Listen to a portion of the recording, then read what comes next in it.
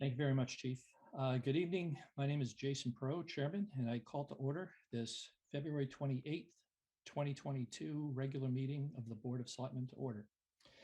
This open meeting of the board is being conducted remotely, consistent with Governor Baker's executive order of June 16, 2021, an act relative to extending certain COVID-19 measures adopted during the state of emergency. All members of the board are allowed and encouraged to participate remotely. The order allows the board to meet entirely remotely so long as reasonable public access is afforded so that the public can follow along with the deliberations of the meeting. The public is encouraged to follow along using the posted agenda. On our agenda, you have the information. I can scroll to it here. For how to connect this evening, there's a live stream on YouTube for viewing. There's a Zoom webinar link if you are wanting to participate in public comment or public hearings. There's an audio phone number to participate in the Zoom webinar. And then this is also being carried by Northborough Cable Access Television Government Channels, Verizon Channel 30, Charter Channel 192. Ensuring public access does not ensure public participation. Unless such participation is required by law, this meeting will feature public comment. I'd like to now confirm the connectivity of the board members. Members, when I call your name, please unmute and respond in the affirmative. My name is Jason Perot, Chairman. Vice Chair, Leslie Rattan. Present. Clerk, Scott Rogers. Present. Member, Julianne Hirsch. Here. And member, Kristen Wickstead. Present. Thank you. I'd now like to confirm the connectivity of staff members who will be participating throughout the meeting. Staff, when I call your name, please unmute and respond in the affirmative. Town Administrator John Coder. Present. Assistant Town Administrator Becca Meekins. Present. Public Works Director Scott Charpentier. Present. Police Chief William Liver. Present. And our Fire Chief and Zoom host for the evening, Chief David Parenti. Present. Thank you all. We also have connection with Northborough Cable Access Television, so we appreciate their service tonight to carry the meeting. Ground rules. As chair, I will invite each speaker or applicant on the agenda to make a presentation and speak to their application. Participants will provide their full name. Each speaker will be asked to mute their phone or computer when not speaking, and when speaking, to speak clearly and in a way that helps generate accurate meeting minutes. Those responding will be asked to wait until the floor is yielded to them by the chair. Speakers who wish to respond to the comments of others, please request to do so through the chair. And each vote taken by the board or committee will be conducted by roll call. I'll explain public comment now, since we will be having a couple public hearings coming up.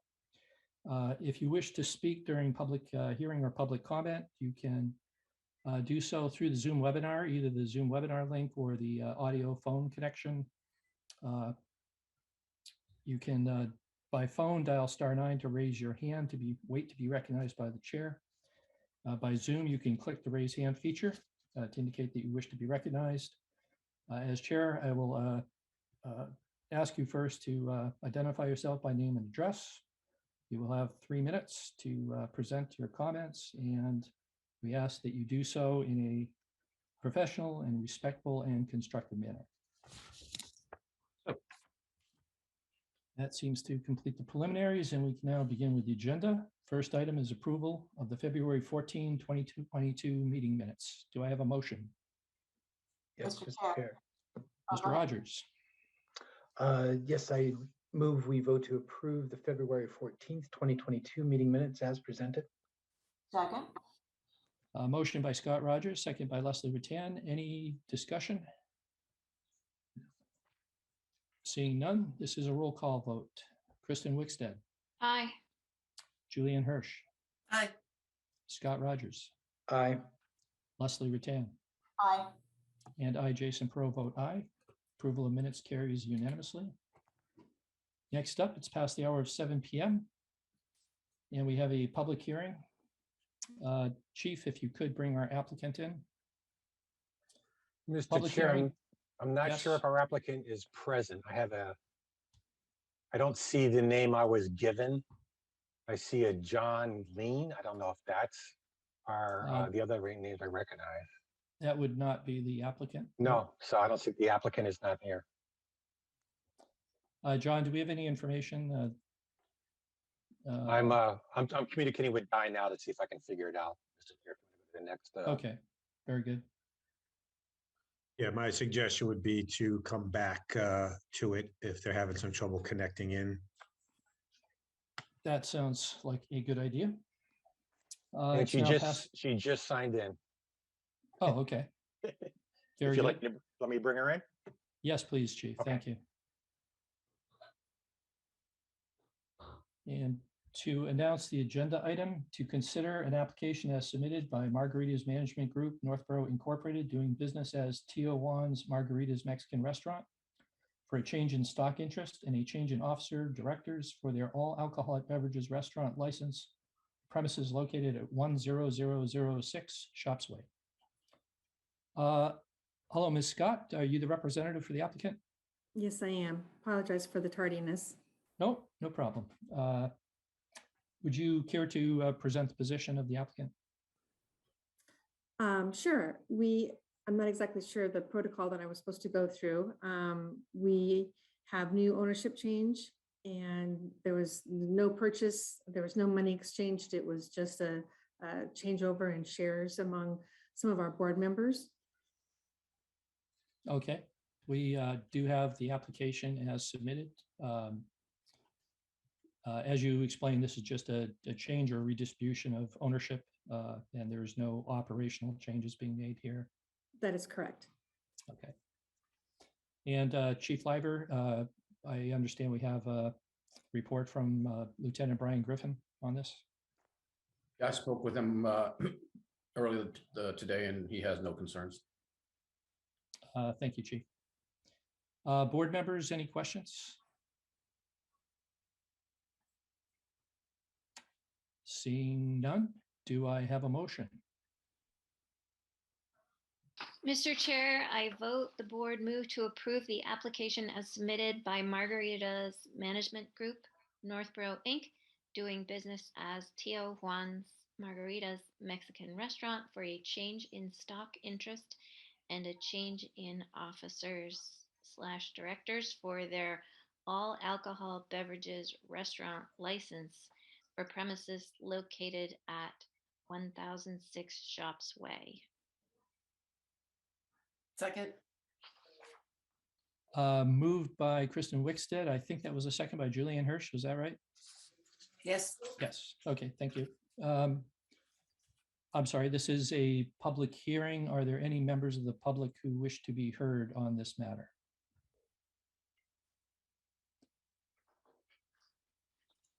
John, yes? Just before we proceed, I was wondering if Ms. Scott can give us an update in terms of the status of the restaurant. I understand they're temporarily closed at the moment. Is there a No. schedule to open again, and when might that be? Yes, we actually opened on 2/22/22, National Margarita Day. And so Naturally. we are very much open and open now from Tuesdays through Sunday. So we're very excited to be back on our normal schedule like the rest of our margaritas are in the New England area. Excellent. Glad to see you back open. Yes, we are too. Thank you very much, Ms. Scott. Thank you, John, for asking the question. I don't have my process quite correct here. Any other members of the public who wish to be heard? Seeing none, Kristen, we will put aside your motion temporarily. I first need a motion to close the public hearing. So moved. Moved by Leslie Rattan, seconded by Scott Rogers. Any debate? Seeing none? Can Oh, I yes, say one Kristen. thing? I think I Sure. said the number wrong. I don't know if that matters, but I said 1006 Shops Way, but I'm pretty sure that's like Three No, you're zeros. correct. 0006. 1006. Yes, Yeah. I tend to use to speak these numbers one digit at a time myself, just to Yeah, I ensure think that that would have been that works. smarter. Sorry. So, Okay, so we have a motion to close the public hearing. No discussion indicated. This is a roll call vote. Kristen Wickstead, aye. Julianne Hirsch, Scott Rogers, Aye. Leslie Rattan, Aye. and I, Jason Pro, vote aye. The public hearing is closed. And now returning to Kristen Wickstead's motion to approve the application was moved by Kristen Wickstead and seconded by Julianne Hirsch. Any further discussion? Seeing none, this is a roll call vote. Kristen Wickstead, Aye. Julianne Hirsch, Aye. Scott Rogers, Aye. Leslie Rattan, Aye. and I, Jason Perot, vote aye. The application is approved. Ms. Scott, thank you very much for being here, and we wish you well. Thank you so much. Have a good evening, everybody. Thank Good you. night. Now past the hour of 7:05 p.m., we have a public hearing, which is the implementation of Jake break prohibition on Lyman Street pursuant to the Town Code Chapter 2-44-130 compression brake use restriction. We'll begin, I guess, with Public Works Director Scott Charpentier. Scott, you have a presentation? Certainly. Thank you, Mr. Chairman.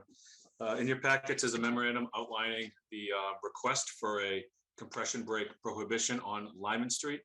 The town received inquiry by 4 different residents back in 2020 expressing concern about rumbling Jake brakes at the intersection of Lyman Street and Bartlett. The concerns were addressed specifically to the Zoning Board of Appeals in relation to an application that was before them back in March of 2020. As you're aware, the annual town meeting in 2021 approved a local bylaw allowing the town to adopt compression brake or Jake brake prohibitions on select streets. The first one that was adopted was on Bartlett Street. This board adopted that late last year, and this is the second one coming before you. The prohibition is only applicable to using compression brakes during conventional travel time. If there's an emergency, truck drivers are authorized and allowed to use their brakes at hand just to bring it under control. So the request before you is for the residential section of Lyman Street. You'll see an image on that section. It's just south of Ridge Road. So essentially, if you're coming from Westborough, you climb up the hill, go over the railroad tracks, and then that's where the compression brake prohibition would start. And Is that visible there, Scott? Yes, perfect. Thank you. Yeah. So orient yourself north is to the right. So as soon as a tractor trailer goes over the railroad tracks, they're no longer allowed to use their compression brake, descending that hill and approaching Lyman Street. That is the residential section of Lyman Street is actually down at the Bartlett end. But I concurred with Chief Liver, and we thought the logical limits would be at that decline after the railroad tracks. Right over here on the left side. Yep, correct. Yeah, where this no engine brake sign is indicated. Yep, we would post a sign just past the railroad bridge and going on the northbound lane heading toward Bartlett, and then again one where it indicates no engine brake at the intersection of Lyman Street and Bartlett. There's also no engine braking signs both in the left direction and right direction as you exit Lyman Street onto Bartlett due to that previously approved prohibition. Right. Got it.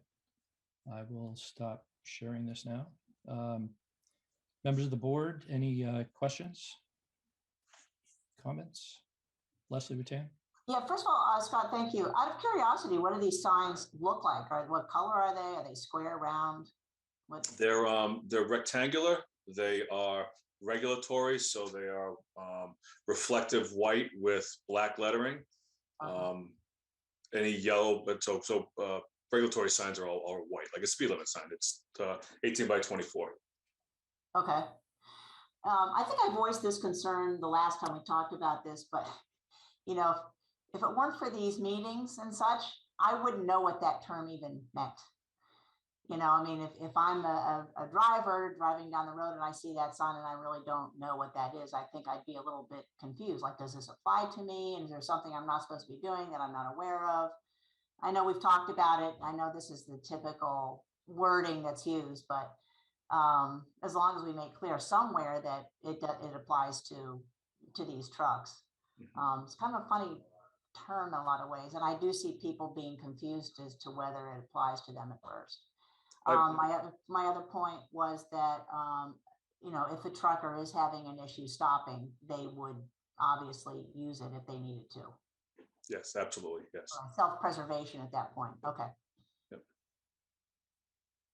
Thank you. Very good. Thank you, Leslie. Julianne Hirsch? Yeah, I was going to make the same comment Leslie made. And I did a little, you know, a very little poll. And there's a lot of people who don't understand that. Is there any way of adding the word trucks to the sign or something so people in their automobiles won't necessarily think it, they can't use their compression brakes? I don't think it's a universally well-known term. I understand. I've had discussions with my wife after the last meeting about this, and she said, well, I feel like I'm compressing my brakes when I push on the brake pedal. What does it mean if I say compression brakes? So we went back and forth for about a week after that. I don't know, Chief Lyra, if you have any idea. I mean, I looked around. This was the most common language on regulatory signs related to this topic that I could find. Jake Brakes is just a play on the words. The company that first originated them was called Jacobson Industries, so it got shortened down to Jake. But an engine compression brake is widely known in the trucking industry, and if anybody's got a Class A driver's license, they know what it means, and it only applies to them.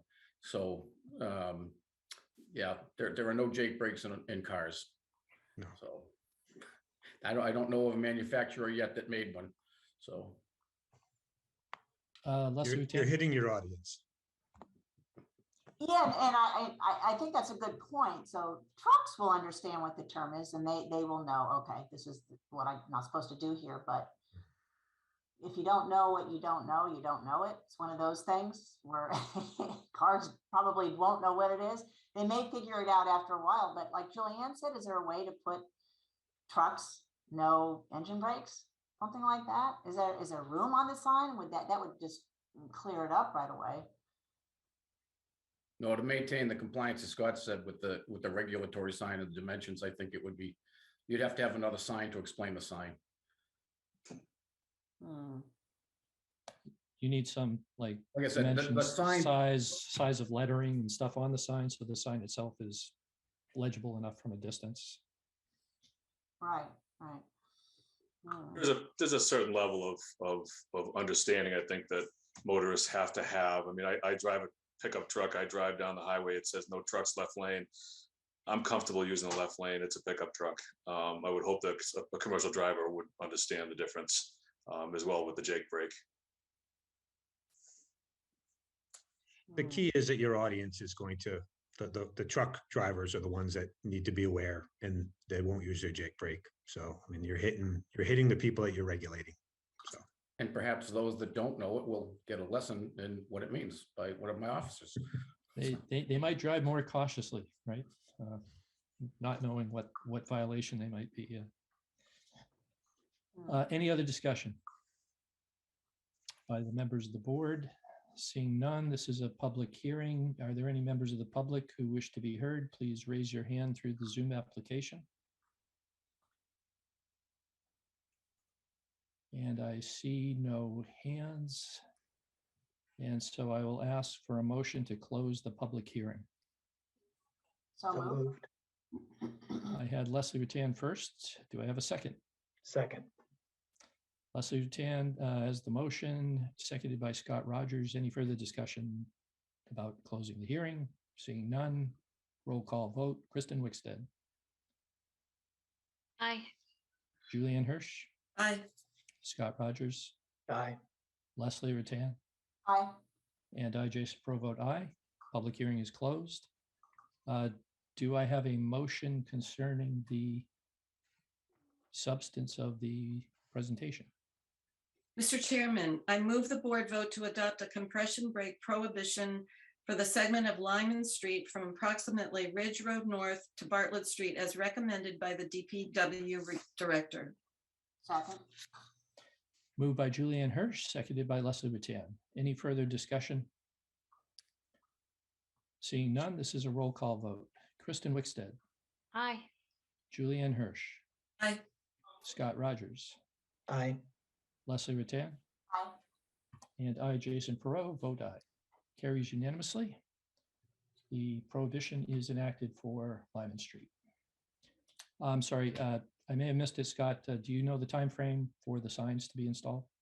It's generally about a 2-week lead time for the signs, weather dependent. So I would say by the middle end of March, the signs will be erected. Once the signs are erected, it's enforceable. Very good. Thank you for that clarification. Now past the hour of 7:20 p.m. and we have Public Works Director Scott Charpentier, acceptance of Mass DOT grant award for development of complete streets prioritization plan. So once again, Scott, would you care to present? Certainly, Mr. Chairman, thank you. We're all familiar with the complete streets process. This board adopted the policy at your January meeting. Mass DOT subsequently approved that policy, which gets us past the tier 1 process for becoming a complete streets community. The second tier is to develop a prioritization plan and have that approved by Mass DOT. The prioritization plan is, it identifies sidewalk gaps, it identifies multimodal transportation needs in the community, cycling, walking, transit. Again, it identifies gaps in those modes of transportation. It takes into consideration destinations as well as target users. Target users would be, a housing development or a large residential area with a school destination or commerce area, retail area. So the prioritization plan is really where the community gets involved, the staff gets involved, and we develop a plan going forward. So we submitted a grant application to Mass DOT to help fund development of the prioritization plan. Their grants are generally in the $30,000 to $40,000 range.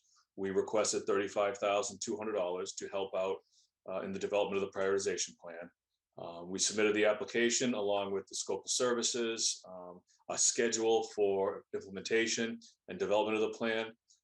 Happy to say that was found positively by Mass DOT, and we were awarded the full funding amount requested, $35,200. The contracts are being worked on now between getting signatures on the state side as well as the town side.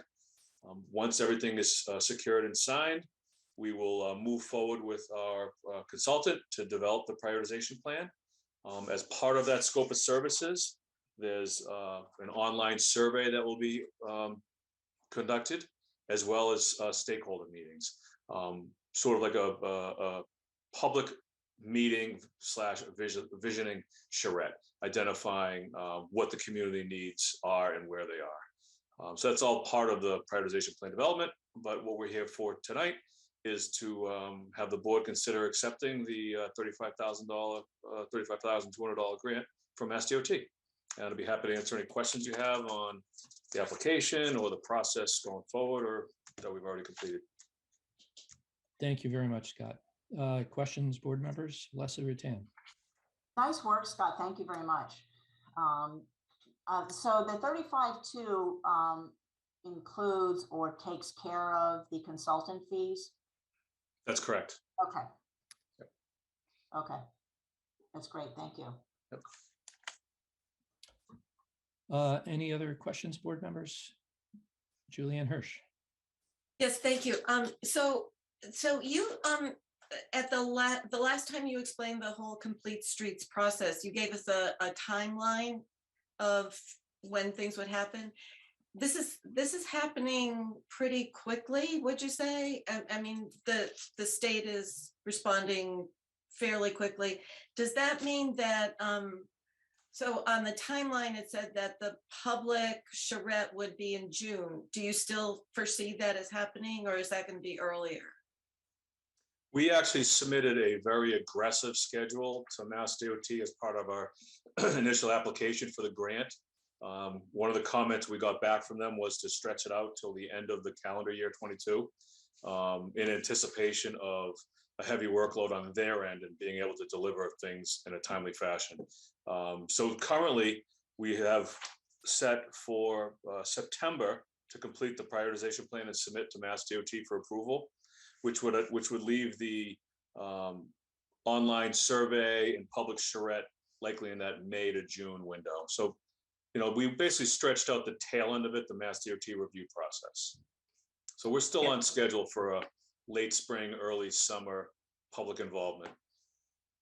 Thank you. You're welcome. John, yes. So just 2 quick points. One is, as Scott pointed out in his last presentation, but I want to emphasize again here tonight, this prioritization plan is for the town as a whole, not just one neighborhood or one section or one roadway. It's to look at the entire town holistically and to put a prioritization plan together and start lining up funding sources, one of which, as Scott mentions in his memo, being the Complete Streets program as a grant funding source as well. But this will dovetail into the sidewalk master plan that Scott is also working on.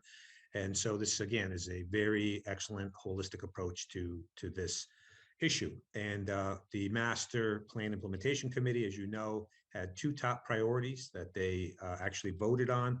One was a downtown master plan, and the other was a sidewalk master plan program, of which Complete Streets was a piece of that. So this is great. The only other comment I was just going to make is I just wanted to publicly commend Scott for the job he's done with all the projects he has on his plate of moving this through. It's a priority of the Master Plan Implementation Committee, and to get this thing moving and to submit it and have it turned around with the grant as quickly as he did. We'll have to work with Mass DOT's schedule on the back end. But the things that we do control, that Scott's able to control, I just want to say he did a great job of getting a good policy together, getting approval, turning around, getting the grant application in, and here we are tonight in fairly short order with a $35,000 grant to get this next phase going. So it gives us time to do the work that we need over the summer, and we won't be rushed or compressed in terms of the community outreach component. So again, all good, but I just want to publicly thank Scott for excellent job on this particular project. Thank you. Thank you, John. Scott, yes, just add thanks on behalf of the board for all the work involved, keeping you busy in between snowstorms. Thanks. This is not a public hearing. This is just a presentation and acceptance of grant by the board. So do I have a motion? Yes, Mr. Chairman. I move the board vote pursuant to Mass General Law, Chapter 44, Section 53A, to accept funds from the Mass DOT Complete Streets Funding Program and to authorize the town administrator to expend such funds. Second. Moved by Scott Rogers, seconded by Leslie Rattan. Any further discussion? Seeing none, this is a roll call vote. Kristen Wickstead, Aye. Julianne Hirsch, Aye. Scott Rogers, Aye. Leslie Rattan, Aye. and I, Jason Perot, vote aye. Carries unanimously. Thank you, Scott. Appreciate all the work. Thank you, Mr. Chairman. Thank you, board members. Look forward to the next phase, right? Next up is reports. Board members, we will begin with Kristen Wickstead. Good evening, everyone. I hope everybody had a good February vacation if you were on vacation last week with kids. I wanted to mention everybody who's been writing in about the Proctor School roof. Thanks for using the form on the website for the Board of Selectmen. You are all right. We need to make sure our smallest scholars are safe and dry so they can focus on learning. I attended in person the most recent Community Affairs Committee meeting. They are already working on Town Cleanup Day. One point some of us had was that some streets had more trash than others. So if you live on a street that has too much trash for 1 or 2 people to clean up, the committee wants to know to make sure there's fair representation all over town. The idea is that we clean up as much trash as possible because every plastic bottle that breaks down turns into 100 or hundreds of tiny microplastics that go through the wetlands to the rivers and out into the sea. So, in the spirit of the second UN report on climate hazards that came out today, my quote is from Greta Thunberg: "No one is too small to make a difference." Thanks.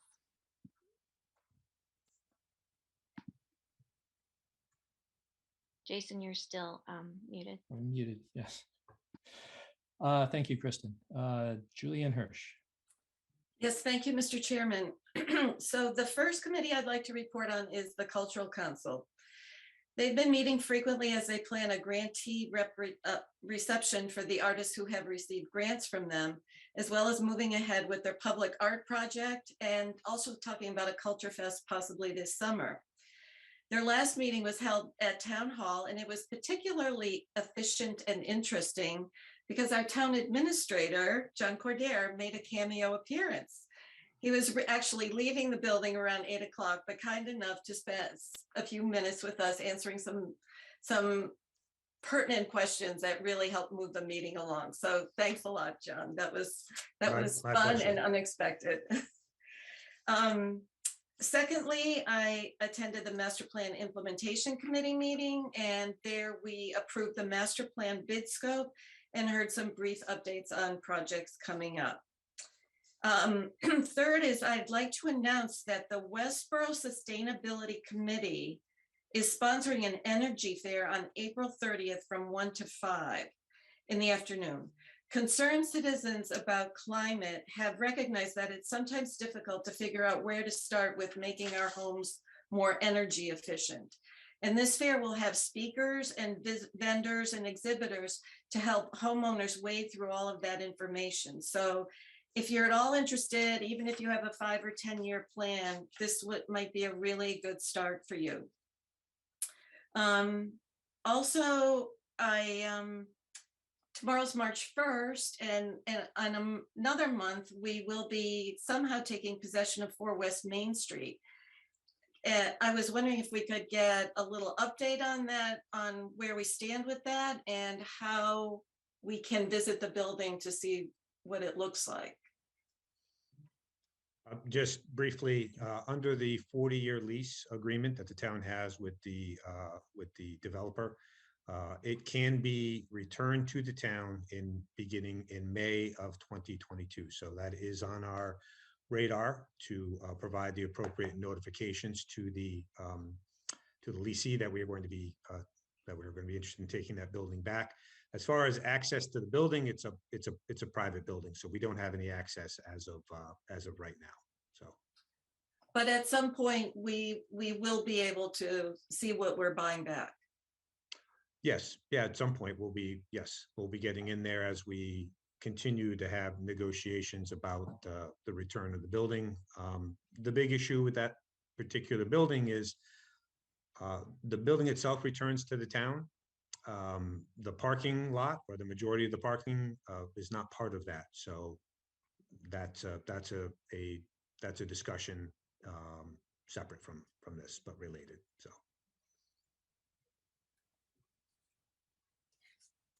Oh, okay.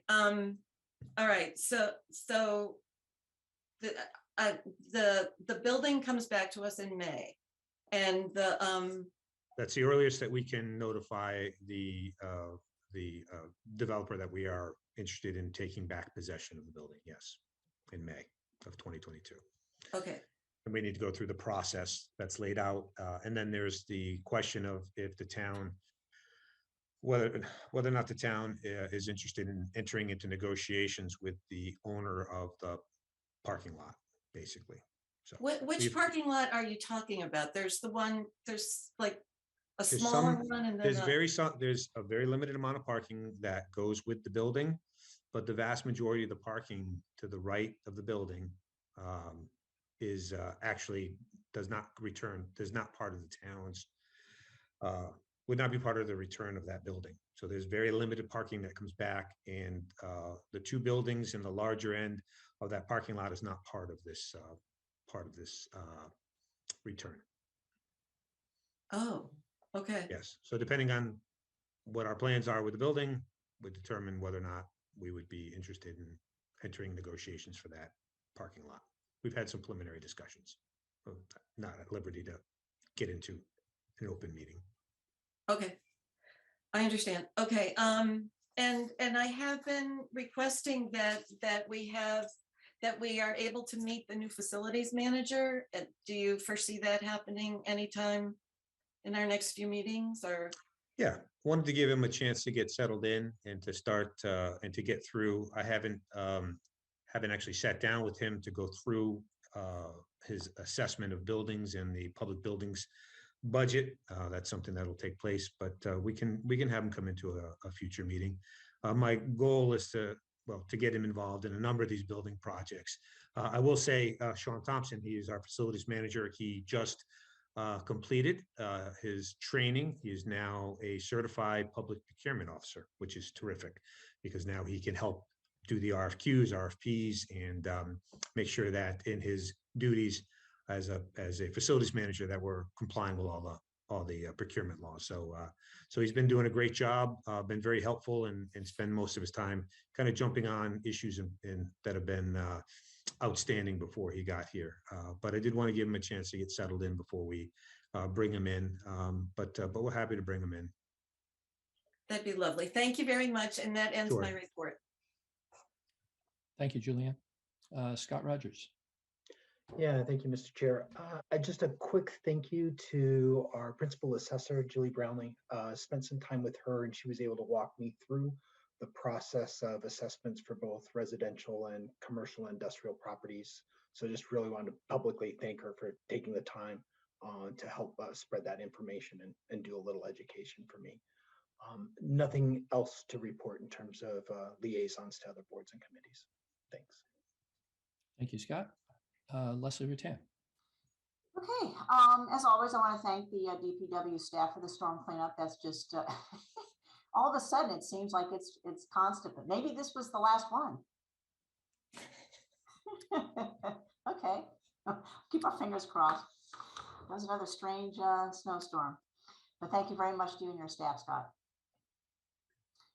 Also, I attended the joint special Northborough School Committee and Southborough School Committee meeting on February 17th regarding masking.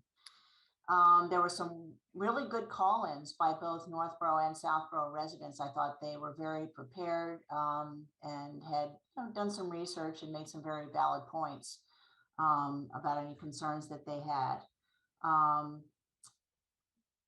There were also two representatives of the two physicians from the medical advisory team who were present at that meeting as well and were able to answer a lot of questions. They were very good and very informative.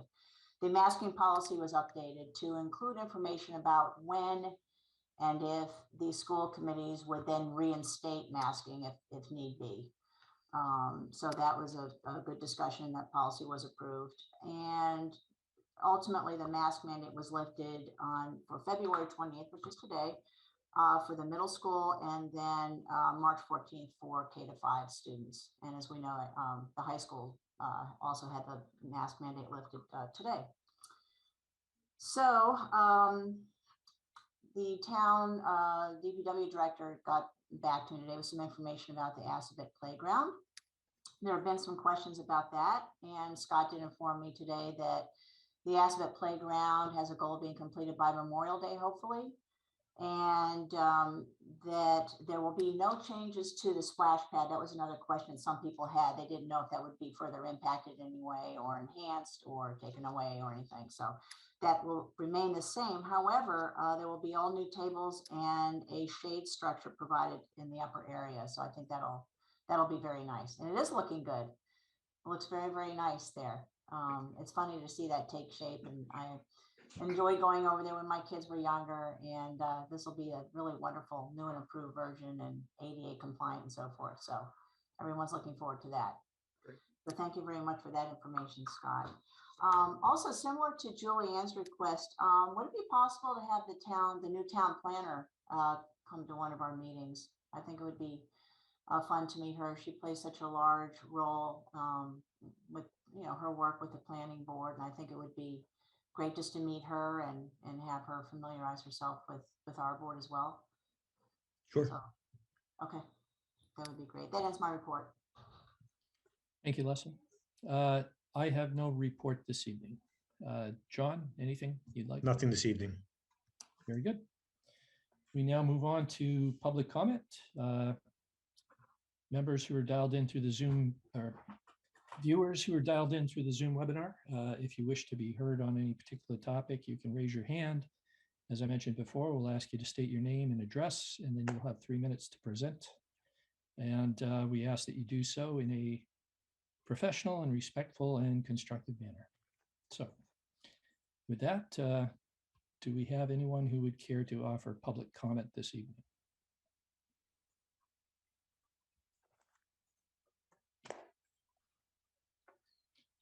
We have one.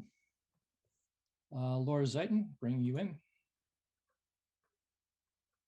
Hi, it's Laura Zeiton. Can you hear me? I'm at 17 Franklin Circle. Yes, Laura. Thank you. I just have a quick request regarding the Selectmen's packet. Are you able to have those posted earlier rather than like Monday afternoon? I'd like to review them, but with work, there's really not enough time between when they're posted and when I am able to join the meeting. We're having staff do what they can to make the information available prior to the meeting. I don't think we're going to have any guarantees about timing. At times, is there any staff reason? Oh, sorry. At times, staff. I didn't mean to cut you off. Yep. At times, staff is doing a tremendous amount of work and preparation of the packet, and sometimes the packet is delayed coming to the selectmen themselves. There may be information that needs to be redacted or excluded if it's sensitive information that is only intended for the board. So I understand what you're saying, but if there's any way that that could be, considered in the future, that would be really helpful. I don't know what qualifies as redacted information. It seems like a lot is provided when you post it on Monday as far as applicants and their contact information. But it's mainly so I can be prepared, especially as we're coming into town meeting. I want to be aware of the articles that are being discussed so that I can have informed decisions. But I appreciate you hearing me out, and I hope that can be considered in the future. Okay, thank you, Laura. Just, Mr. Chairman, the packet was up on the website by 8:30 this morning, as it typically is. So the only time it would be delayed is, as you said, if there was an issue with the information, or sometimes we have some late breaking things that get included. But it's posted first thing. Staff comes in the morning, and it's posted first thing. So Okay, thank you, John. Any other member of the public who wishes to be heard? Who's this? Laura, I'll bring you in one more time. Thank you. No, I understand that it's available at 8 in the morning, but I work for the day, and having the weekend to be able to review it would be really helpful. So if you can make it available on Friday, that would be great. Thank you for hearing me. Have a good night. Good night. Any other member of the public who wishes to speak? Seeing none, public comment is closed. And we move on to new business. First item is vote on MSBA statement of interest for Proctor School roof. And we have bringing in School Superintendent Greg Martineau. I believe Keith Lavoie is joining him as well. Yes. Let me, did I get him? I got it, Mr. Chair. Thank you. I inadvertently brought in another applicant. They were moving as I was clicking. Very good. Superintendent Martineau, do you want to proceed then with the presentation of this request? Sure. So thank you for having me speak tonight on behalf of the school district. Just a little bit of context and information. So as the community of Northborough knows very well, the Mass School Building Authority partners with local communities to support building projects and to create affordable, sustainable, and energy efficient schools, as well as fund capital projects. MSBA was a partner with the town of Northborough in the Lincoln Street project, which was a very successful renovation. And as a result, the town of Northborough received 53% reimbursement through MSBA. So it's a very it's a very important funding mechanism to move forward many of these larger projects. The MSBA has two programs, a core building program, which was used for the Lincoln Street project, and accelerated repair program. The accelerated repair program is specifically designed for replacement of roofs, windows, and boilers. So this evening, I'm seeking the board's support in submitting a statement of interest with the Massachusetts School Building Authority regarding the replacement of the flat roof section at Proctor School. The roof at Proctor School does meet the criteria for submitting a statement of interest, and it's really the first step to be considered as part of MSBA's project. A statement of interest basically gets us in line and will be reviewed at one of the board of directors meetings in the month of April or May. So I'd be happy to answer any questions about the project or the statement of interest. Okay, thank you very much. Members of the board, questions, comments? Julianne? Hi, Superintendent Martineau. So could you just, applying for this grant, what would be the year that we would reasonably see a new roof put on that school, on Proctor School? So the timeframe that MSBA provides districts around the accelerated repair program is 24 months as the maximum amount of time. However, that can be accelerated. So, for example, we did a boiler project at the Finn Elementary School, and that took a little under 14 months.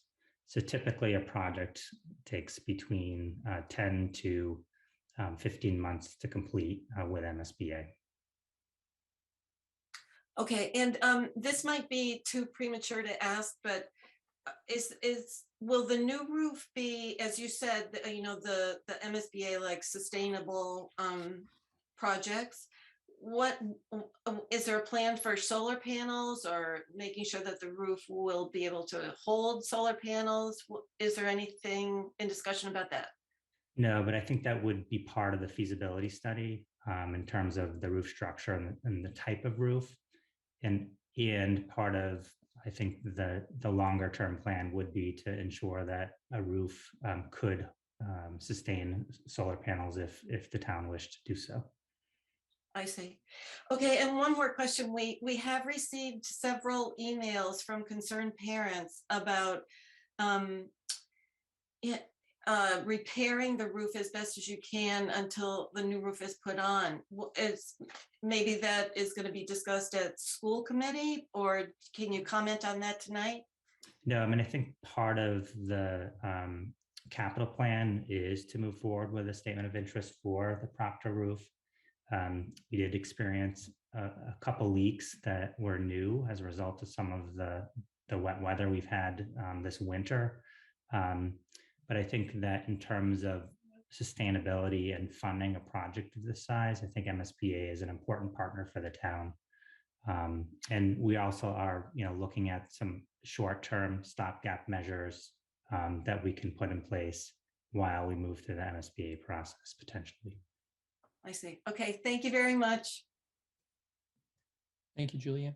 Leslie? Thank you, Mr. Martineau. We appreciate it.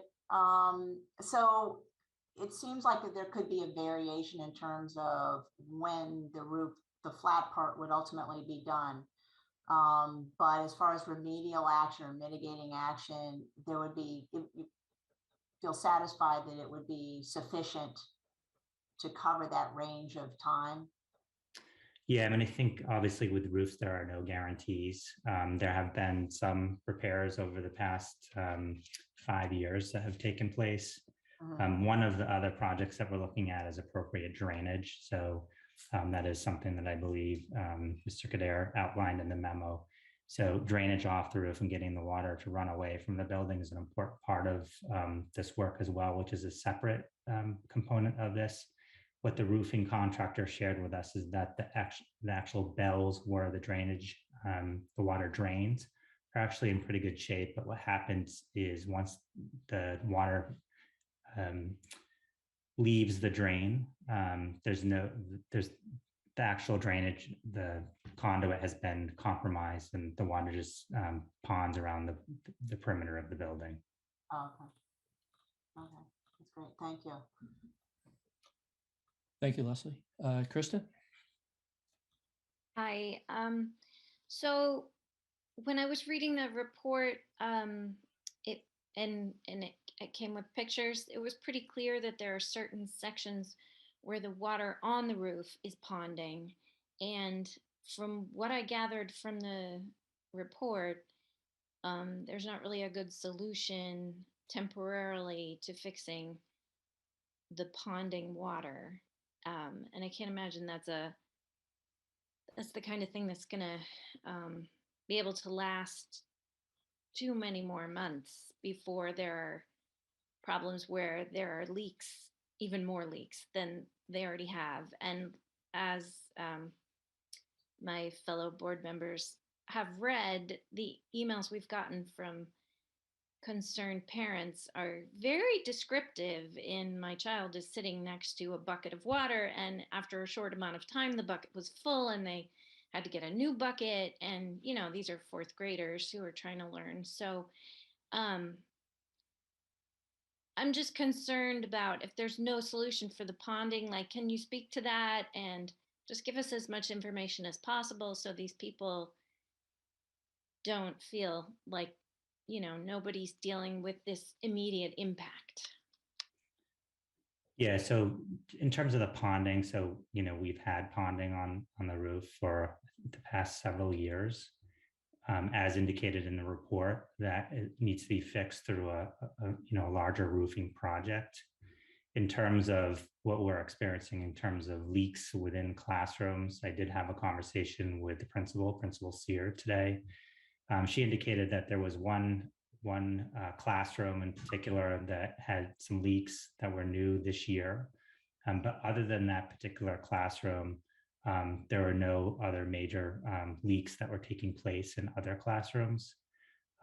Again, you know, this is a pretty significant project, and will take some time regardless of whether the town or the district partners with MSBA or not. It's not something we can turn around quickly.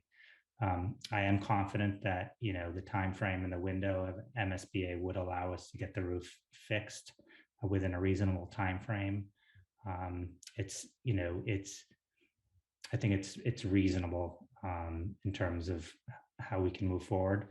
This is the first year that the Proctor roof is eligible for an MSBA project. They do usually put a time frame or a window of age of a roof. And this is the first year that actually Proctor met that criteria. And therefore, that's why we're moving it forward this evening. It was not able to be submitted through an MSBA project in prior years due to its age. Thanks. Are you all set, Kristen? Yeah. Okay, thank you. I was just going to ask, Proctor was constructed or renovated, I should say, back in the mid 90s, I believe, right? 1997. Yeah. And over that period of time, what has been, it's essentially just been ongoing maintenance of the roof. There hasn't been any major roof repair or construction since then? Correct. So it's the flat roof is the original roof. There's been a coating applied. Again, I believe it was 5 to 7 years ago, but that was just a short-term solution. And then the metal roof was repaired, or actually replaced through a town project in 2017. Right. Okay, thank you. Scott Rogers, you had questions? Yeah, thank you. So I think the immediate questions were, are there specific maintenance or custodial actions then to address or react to leaks? Is there actions that need to be taken in that step while we look at the long-term replacement or even a short-term repair? Yeah, we do have a roof contractor who can make minor repairs, but again, the roof is at the end of its life. And I think, small repairs are something we can do, but again, the roof does need to be replaced. The custodians do an excellent job. They do ensure that the drains are clear, top of the roof. And I also think this other drainage project that we need to do is also kind of a key step moving forward in terms of making sure that the water is not ponding on the roof and actually is drained correctly.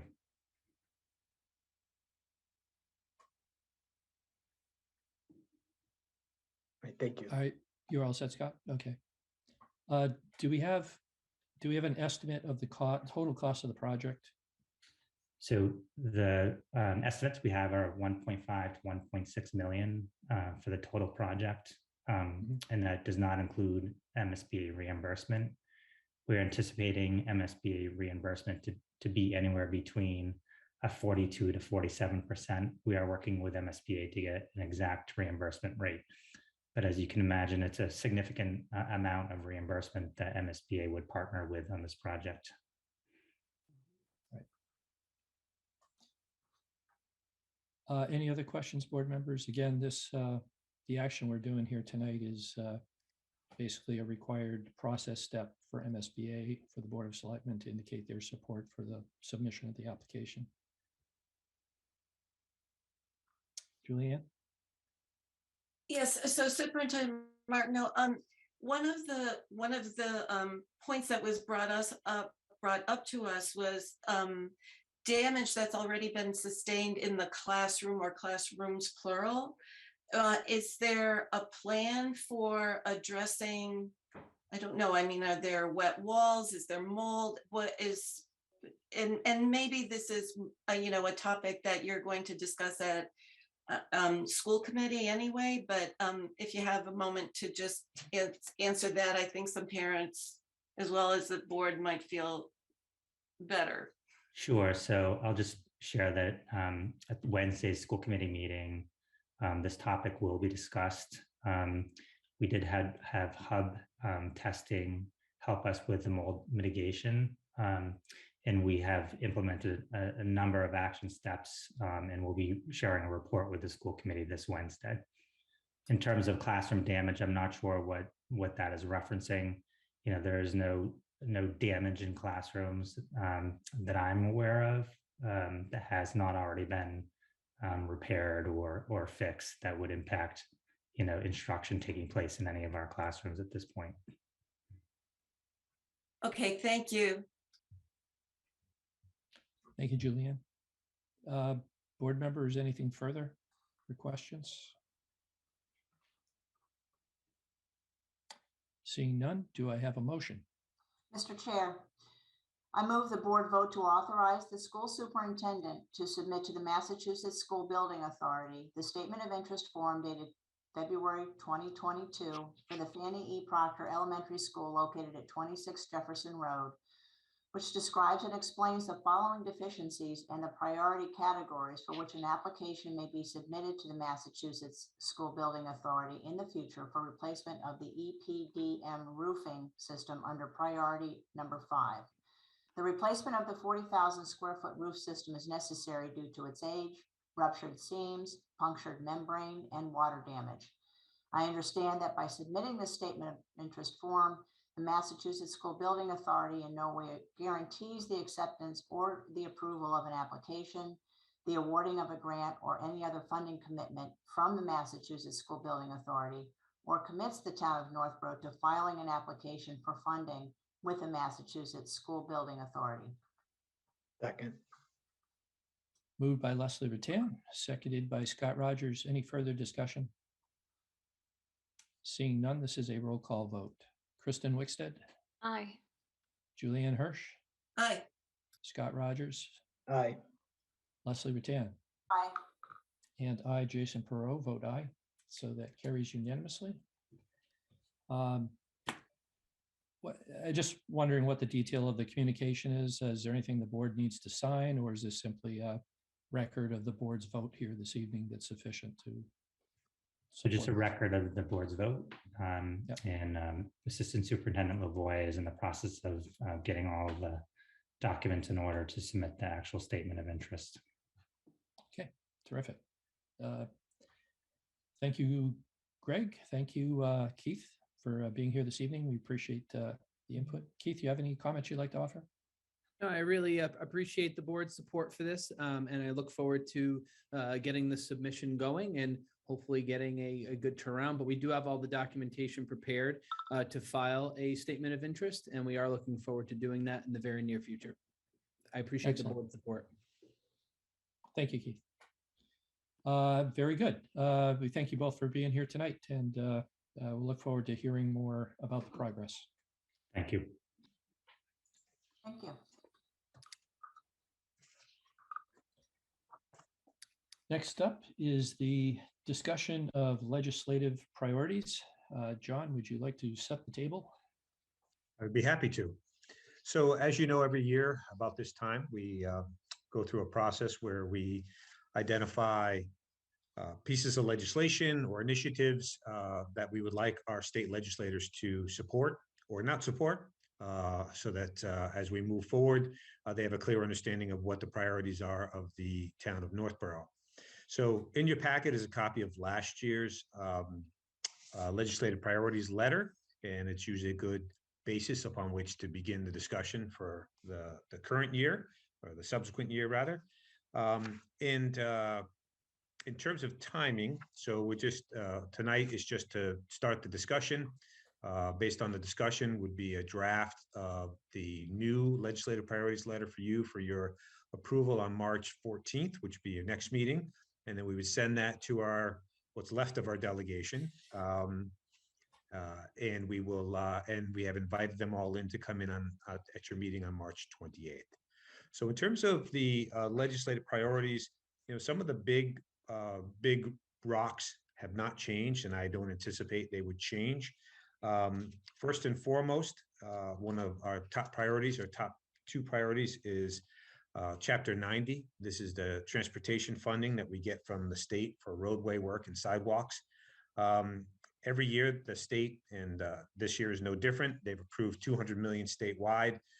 The MMA and the town of Northborough has lobbied hard for 300 million statewide. So that would be the difference between what we receive locally is about $500,000 in Chapter 90 funding. If it went to 300 million, we would see something more along the lines of about $800,000. So it's very significant. Now, I'm pleased to report that not last Friday, but about a week ago, the governor submitted a $2.4 billion supplemental budget for fiscal 22. And part of that budget was 100 million in supplemental funding for Chapter 90 distribution. So that's fantastic news for us. The only downside is that it is a supplemental. It's not a permanent increase. This happened once before, back in about fiscal 15, where the governor had released another 100,000. That's really where we need to be. And as you know, the town of Northborough has a pavement management plan that requires us to spend about $1.1 million a year in order to maintain our roadways where they are in some small amount of improvement. So this 300,000 or this extra 100,000 from the state is huge. This is one of the top priorities of the MMA as well. So in the short term, it's great news. We're getting another 100 million statewide, which means about another 300,000 in local funding, which is significant for us. The other thing is the governor also included in that supplemental another let me see, it's 100 or 150,000 and basically additional assistance for roadways. So we don't know the rules for that. It's the MMA says it's a grant, but more than likely when they've done it in the past, it's just supplemental if a supplemental funding that can be used to fix roads. So we potentially could see, I don't know, windfall might be a little bit of a strong word, but we're going to see significant additional revenues coming in this supplemental budget, assuming that the legislature approves it. So in terms of our legislative delegation come in, there's two messages on Chapter 90. Number one is it needs to be permanently increased to 300,000 statewide. And two, in the interim, we want them to support the governor's supplemental budget, which increases it to 300,000 for just this cycle. So those two things really we want them to support. So as you know, Chapter 90 falls into roadways, sidewalks, walkability, all of those things that we talk about through the Master Plan Implementation Committee. We will update this with the latest information, but I think one of the points that is always helpful to keep in mind is that the base Chapter 90 funding of 200 million statewide is basically the same since 2012, which means the buying power is 42% less than it was back in 2012. So this is a critical issue for infrastructure across the state. So that's been our, historically has been our top priority. The second top priority that we'd like to talk to our delegation about is increase in local aid, basically other revenue sharing formulas that allow us to expend funding on local services. And they've taken a couple of forms. The first is the special education circuit breaker funding. That has been historically underfunded. It's a top priority of the school, so we usually include that in there from the school department. Regional transportation is another chronically underfunded account. Oddly enough, the governor's budget that was submitted on January 20. I moved my calendar. It was 26th, I believe, January. The governor's budget. He actually reduced the regional transportation reimbursement, which is the exact opposite direction we should be going in. So that is critical to the regional high school's budget. And then the third biggest category after Chapter 70 is unrestricted general government aid. And so we are lobbying that needs to go up the same amount as the anticipated state revenues, which is 2.7%. As a little sidebar, so unrestricted general government aid is essentially lottery funds that were approved by the legislature and the voters for local revenues.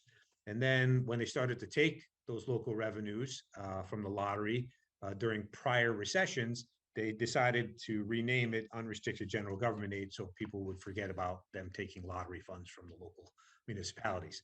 So that's our money, and it should be coming directly to us. But unrestricted general government aid is moving up at 2.7%. As you know, because I've explained this at your prior meeting, roughly 70% of the state aid that we get comes in the form of education, Chapter 70 funding, and not unrestricted general government aid. Unrestricted general government aid is somewhere around 25% of those funds. So it's a small amount. So our overall state aid is not going to go up 2.7%. As I shared with you, based on the governor's budget, it's going to go up 1%, which is what we modeled. A big piece of that is the Student Opportunity Act. And the Student Opportunity Act that was passed a couple of years ago by the legislature is designed to divert significant state revenues, new state revenues, to helping those school districts that are most in need. And so Northborough is one of the minimum aid communities, which means we typically see $30 per student. And the MMA and the town of Northborough has requested that minimum aid go from $30 per student up to $100 per student. That's been our ask. It was our ask last year. I would suggest that we include it again this year. But the big takeaway when it comes to state aid, so Chapter 70, school aid, special education circuit breaker funding, regional transportation, and unrestricted general government aid. Those are the categories that we want to talk to our representatives about and get their commitment on fully funding, particularly the special education circuit breaker, regional transportation, because those were commitments that were made by the legislature, as well as getting a reasonable share of unrestricted general government aid. As far as Chapter 70, we just, as I've said to you in the past, we are not going to see significant increases. There are, I read with envy, districts that are getting 8, 9, 10% increases in state aid. We're getting 1% overall, 1% in fiscal 2023 as of right now. Given the fact that we aren't one of these school districts in need, we're just not going to see any significant state aid for the foreseeable future. But the accounts that they did make a commitment for, special education, regional transportation, we want to remind them of those. And historically, the legislature, as the process unfolds, the House and the Senate has been more favorable in terms of those accounts versus the governor. One reason is, as they go through their process, they have access to more current, up-to-date information about revenues. So, so again, Chapter 90 and just local aid in general under these 4 accounts that we talked about are our 2 biggest priorities. And just again, in terms of order of magnitude, our local budget is about 80% taxes, and historically has been about 10% in state aid. It's our second biggest revenue source. Unfortunately, we've seen that deteriorate down to about 8% because we're getting 1% increases and our budgets are going up 3.5% or 4%. So this is a chronic problem. When people say, why are my taxes, consistently going up? Well, if your number 2 revenue source is going up 1% and your budgets are going up 3.5%, it's going to have to be made up someplace else. And it generally is going to come down to local taxes.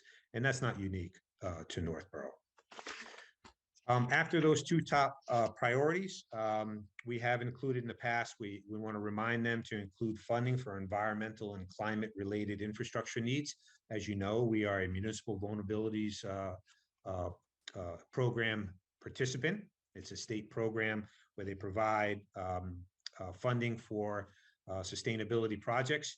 So we want to remind them that as they are using all of their additional funding, that they include additional funding for programs like the MVP program that we participate in. Previously, we'd asked them to continue the flexibility around remote meetings and so forth.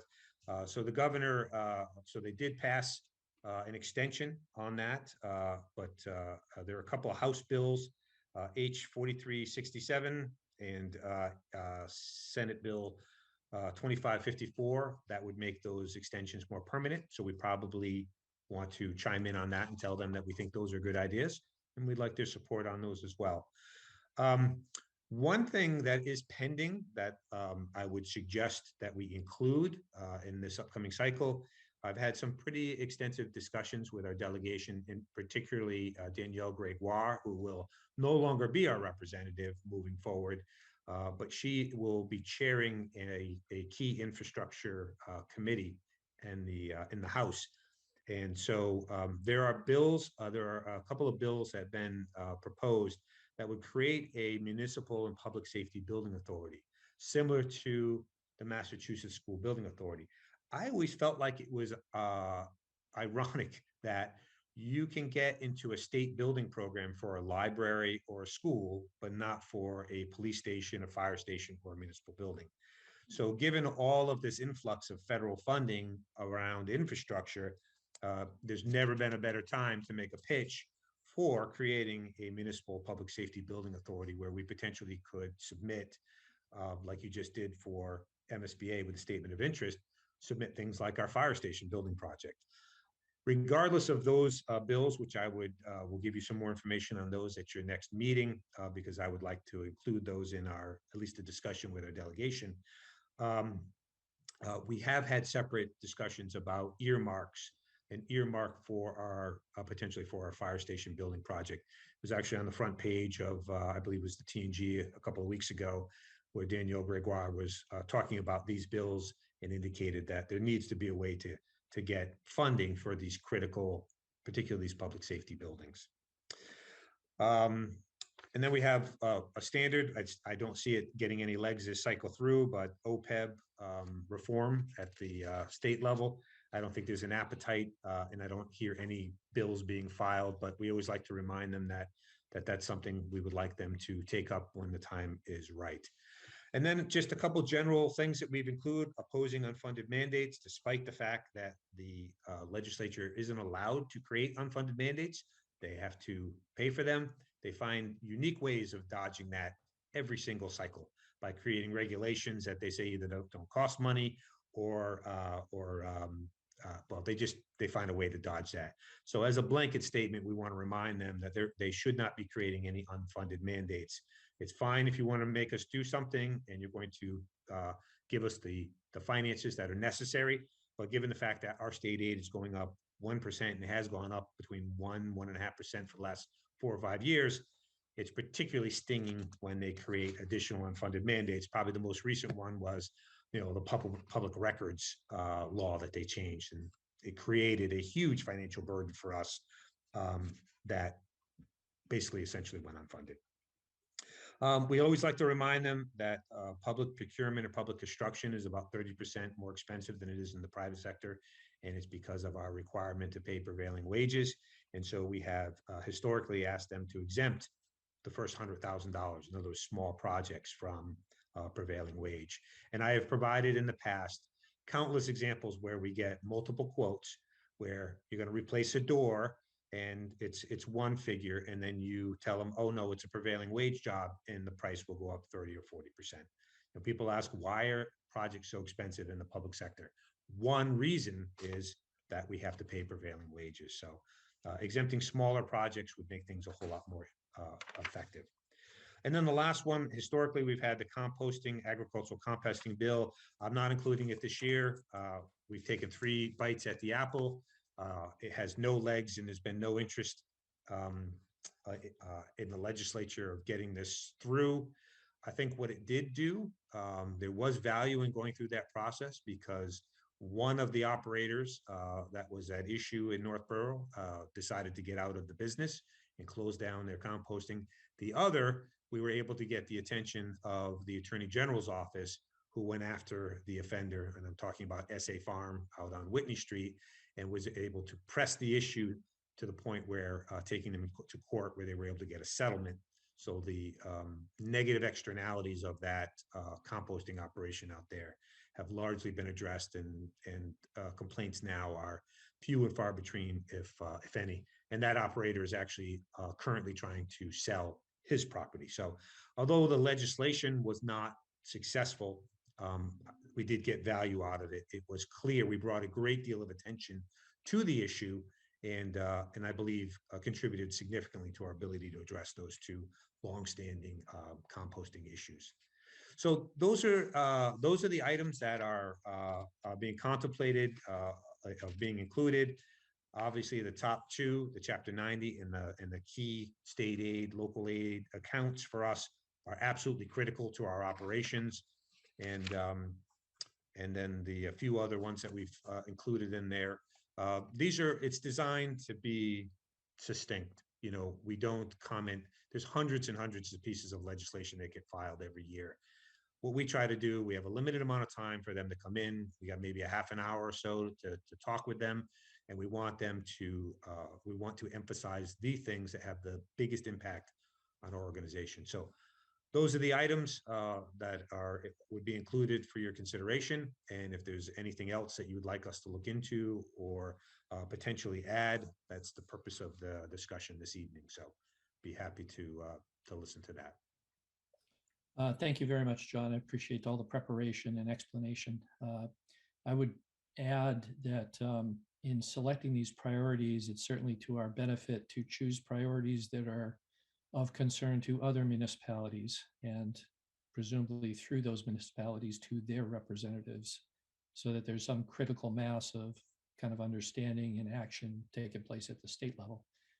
Certainly, there are a number of things that we could be requesting that are specific to Northborough, but the chances of obtaining those are probably much smaller if it's not something that has widespread concern across the state and has widespread visibility at the state level.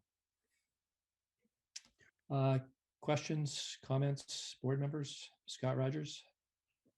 Yeah, looking back at last year's memo, one category, and I don't know if there's been movement at the state level, but under equity and diversity, there was a recommendation about adding a category to under HR for community compact. Was any movement done on that in the last few sessions, that they've made progress in that? Becca, I'm not sure if you, Becca actually is on the MMA's Diversity and Inclusion Committee, so she would know better than anybody. Yeah, it's not something that the state has taken up yet, but like John said, the Massachusetts Municipal Association's Diversity and Inclusion Committee has taken some steps to try to move the needle at the state level. So it didn't happen last year, but there's certainly still interest in it for this upcoming cycle. Is there a similar recommendation then coming out of that committee? Yes, yeah. So there's support at the MMA level to add to the community compact program a diversity specific pocket through the HR arm of that program. Okay, so it'd be I'd offer that to add it or continue to add that to our priorities and to help support that movement as well, support those recommendations. Yeah, so that was, as you point out, was included. We would anticipate updating that, including that this year. One of the things that we do is we want to call their attention to specific pieces of legislation. So we want we want the bill number, or we want the reference to, if it's a study or a white paper of some kind, or if the MMA has put out a policy statement. So we always want to reference those. And so, as you can imagine, that's all still a work in progress. So on a number of these, we have the bill numbers for them. And then we also pair up with, as Becca indicated, with the MMA. So if the MMA has a specific bill that they've gotten someone to sponsor, or if they have even just a policy statement, then we'll make reference to that specific statement and include it in our legislative priorities. We found a long time ago, it really benefits the town to put numbers in terms of the impact, and to put specific bills that we want them to support or to not support. Sometimes there's legislation that would be detrimental to municipalities, and we want to make sure that they're aware of those as well, that we don't want them to support, or make sure that they're educated in terms of the real impacts on us. Excellent, thank you. Thank you, Scott. Any other comments, board members? Leslie? Yeah, John, I particularly like the paragraph or the bullet, ongoing flexibility in addressing COVID-19. And if I may, I want to read the last section of it to further emphasize it, because I totally agree with it, and I think it's very well stated. While COVID-19 presented obvious challenges with respect to open meeting law requirements, the temporary suspension of those requirements by the governor opened many communities to a new world of possibilities that allows for better access and transparency for residents and businesses to stay involved in local government. We support continuation of the utilization of online meeting platforms to conduct business for local boards and committees. Very nicely stated. And I think it makes the point very, very well. And again, just the governor did sign a supplemental bill that allows that flexibility through July. They keep kind of kicking the can, which basically everybody seems to think that this is something that's here to stay, and they just need to kind of work out. And so when we get the specific bill, that's what we'll cite in the letter. Okay, perfect. Thank you very much for that. Yeah, you're welcome. Thank you, Leslie. Kristen?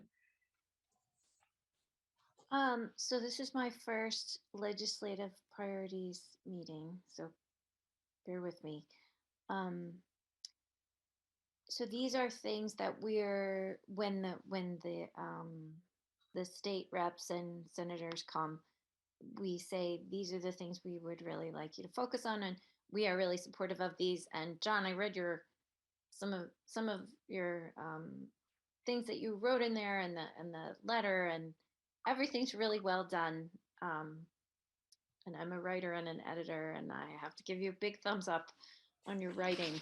Thank you. It's a group effort. Becca has a big hand in it as well. Okay, well, Becca, you too. I was very impressed. So is this a time when you would ever sort of see what the state is considering and then say, oh, we would like to say that we give that a thumbs up too, say if it was an environmental bill or sustainability bill or that kind of thing, would that be appropriate to? But yeah, potentially, yeah. If it's something, what we try to do is, as the chairman stated, is we really, I'll go back to before we started this format, because Leslie and Jason will remember this. They used to come in, we'd have our delegation come in, and we would have, a nice friendly conversation. FaceTime's always good. And then we'd ask a question or about an item, and then we would spend the limited time we had talking about, leg traps for beavers and, legislation that they filed that they're passionate about. And we never got to talk about the priorities of Northborough. And so what we do is, we ask all departments and boards to submit, pieces of legislation across all of the functions that we perform, and we culminate it up. And then we do have to do some quality control. We generally try to provide our top 2 or 3, and then a couple of smaller things that are items that are important to us. Like one year we spent a lot of time talking about our composting legislation.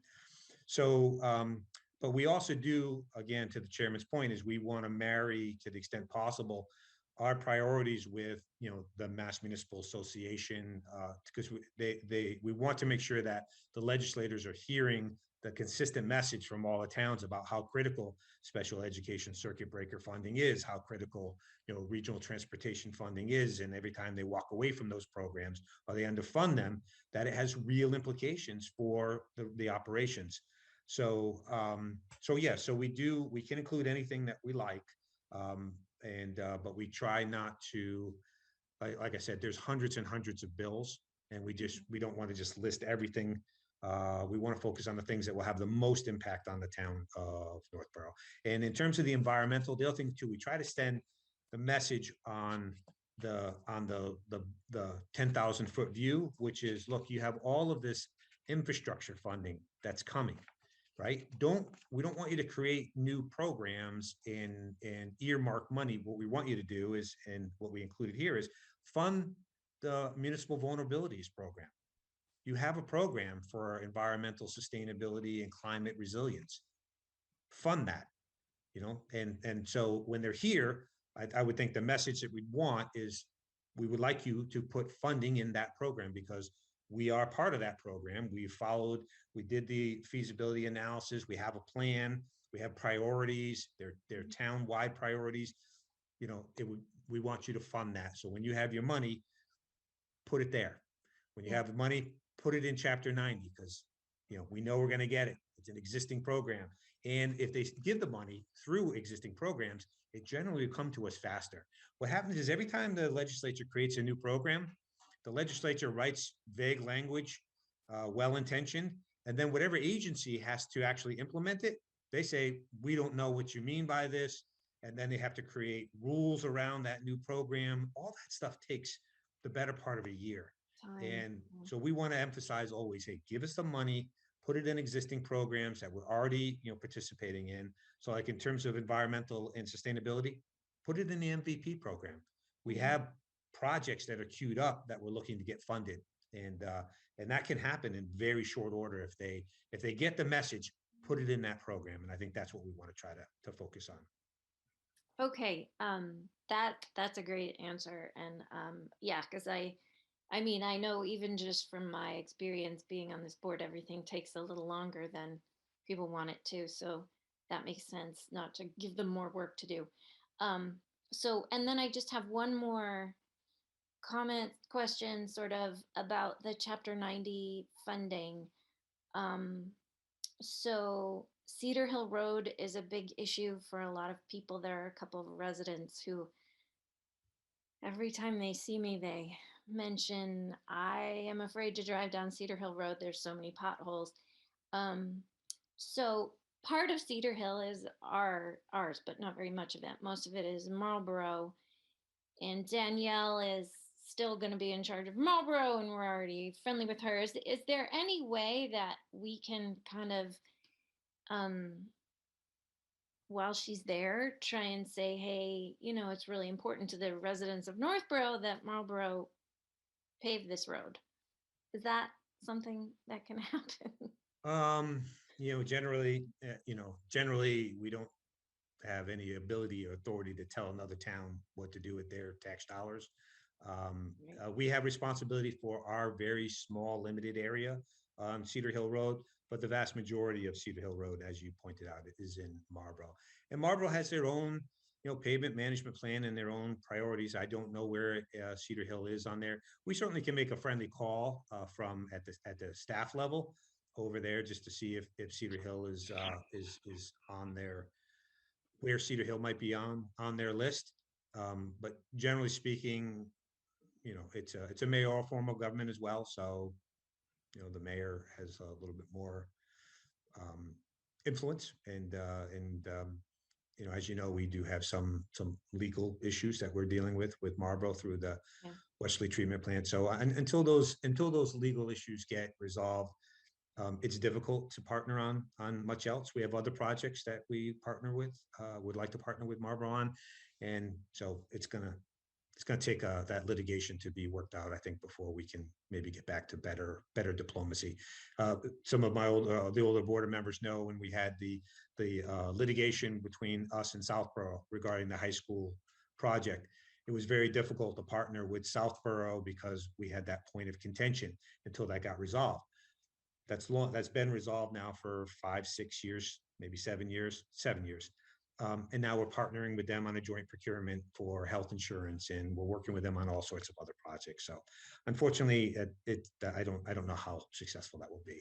But in terms of Northborough, Cedar Hill will be part of our overall plan, but the issues are really in Marlborough.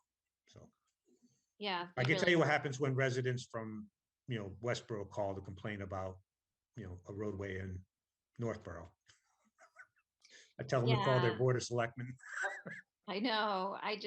It's hard, but I also know that Cedar Hill Road is heavily trafficked with a lot of trucks and also high school kids from Southborough. So there's so many people who are concerned about it. You would think they would put it high on the list, but anyway. Yeah, and again, different towns. We're Northborough's in relatively good shape. We have a master plan for the roadways, pavement condition plan. We measure, the ratings on every road in town every 2 years and provide a report. Again, so we look at our town holistically. I can tell you based on the funding that the town is willing to authorize exactly where that pavement index will go in 1, 2, 3, 4, 5, 6 years out. And so we are on this uphill trajectory, which is a positive. But the more money you put in, the faster you can move up that graph. One of the other things I did want to just mention in terms of roadways is, all this additional funding is great. The extra Chapter 90 money, the pothole money, and there's a lot of infrastructure funding that is still kind of floating through, and we're waiting to see where it materializes and what programs it comes through. There's going to be a great deal of competition for contractors. There's only so many contracts that do paving, and the asphalt plants, when the demand goes up, the prices are going to go up. So the cost of asphalt is going to go up. So, there's going to be an inflationary impact on all things, pavement. So just something to be aware of. So in addition to, inflationary impacts, there's going to be pressure on the costs moving forward. But I'll take the extra money every day of the week. So. Okay, thanks. You all set, Kristen? Okay, Julianne? Yes, so I think the list is excellent, and I agree with all of the priorities, and I'm grateful that you offered to hear anything else that we might be concerned about. So I am concerned about traffic safety, and I think we've heard a lot from the town, people in town, that they are also, and I have not done a lot of research, but I am aware of at least one bill. It's called an act relative to automated enforcement, which would allow municipalities to up to a certain number, it would allow towns and cities to put up cameras at troublesome intersections or intersections that that the police or DPW determine would benefit from this. Our police are stretched, and we don't have an overabundance. They can't be everywhere at all times. And I'd like to hear more about this and whether or not it's something we would want to support. I don't know if any of you have traveled in other states where they're already instituting this. Your Waze might even tell you you're approaching an intersection that is monitored by cameras. But it's something that Massachusetts, I guess, is considering right now. And from the little I've read, and admittedly it's a little, I believe Governor Baker is in support of it. So I wonder how the rest of you feel about this. I would need a lot more information about the bill to make a decision about whether this is something that would be added to our list. I can say that having had a college student who attended in Maryland, there were occasions when I was driving Massachusetts speeds in Maryland and was automatically flagged for a speeding violation, camera-based.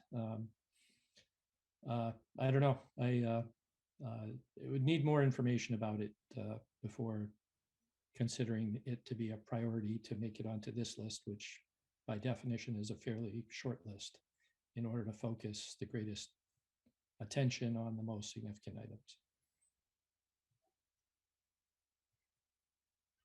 Kristen? Well, I wonder if maybe to get more information tonight, if Scott from DPW or Chief Lever had any, maybe they know a little bit about it, since Scott works with Mass DOT all the time. And well, the chief, obviously, he's the traffic safety guy. So. Mr. Chairman, I'm not familiar with the legislation. I don't know if it's geared toward intersections, signalized intersections, or if it's more geared toward speeding. I haven't looked at it or even heard of it until this moment now, so I wouldn't be able to comment on it. Thank you, Scott. Chief? I've read the statute, the proposed bill. It basically allows for automated enforcement of motor vehicle laws. They can be posted at intersections if you want to use it as a red light camera, or you can put it on a street where it will do radar speed violations. Takes a picture of the operator and the front license plate of the car.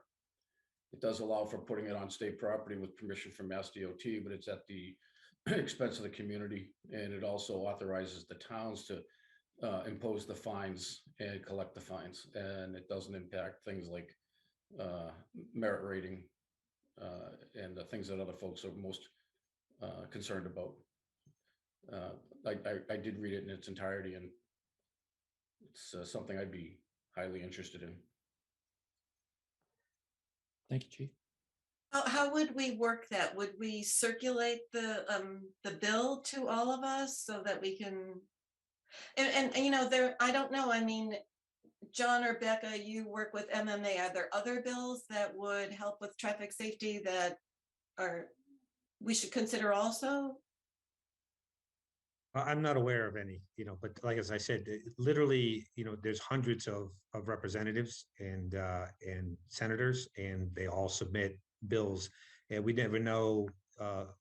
Some of them never get out of the rules committee. Some of them never get through conference committee. So generally, we tend to focus on bills that have made their way through or have traction. But we tend to, again, we tend to focus on the things that are in the list already. So I don't know. I don't know enough about. I don't know anything about this bill. So we can, if you have a bill number that's helpful, or a sponsor of it, and we can pull some information together and distribute it. Okay. All right. Thank you. Sure. Thank you, Julia. Any other questions, comments, board members? Hearing none. Okay, thank you, John. So we will be reviewing this once again at our next meeting with the Yeah, so what updates we'll do is or- we're going to update the letter. Yeah. As I said, we'll try to get bill numbers and delete the things that are no longer current. And we'll package back up for you. You can have it, you can approve it.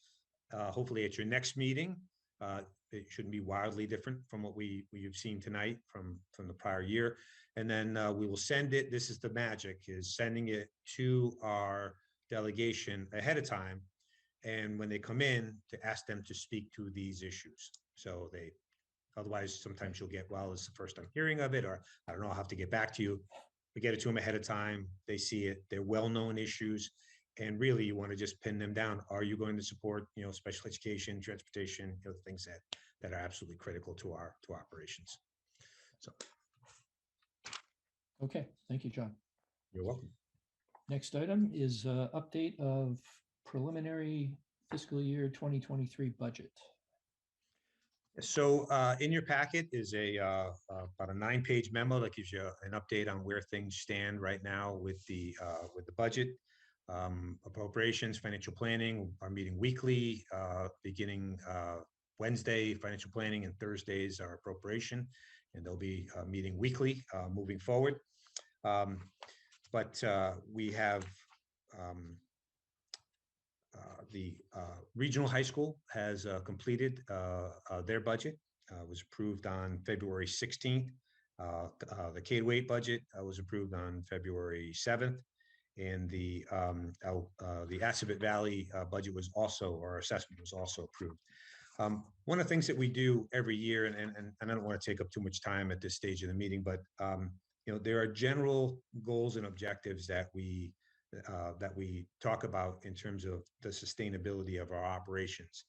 And there's four main ones, four main goals, and there's objectives, are sub goals and objectives below those. But I'm just going to read the four main goals and not all the details. But the first one is to protect and improve the town's overall financial condition, which broadly defined as our ability to maintain existing service levels, withstand local and regional economic disruptions, and meet the natural demands of growth, decline, and change.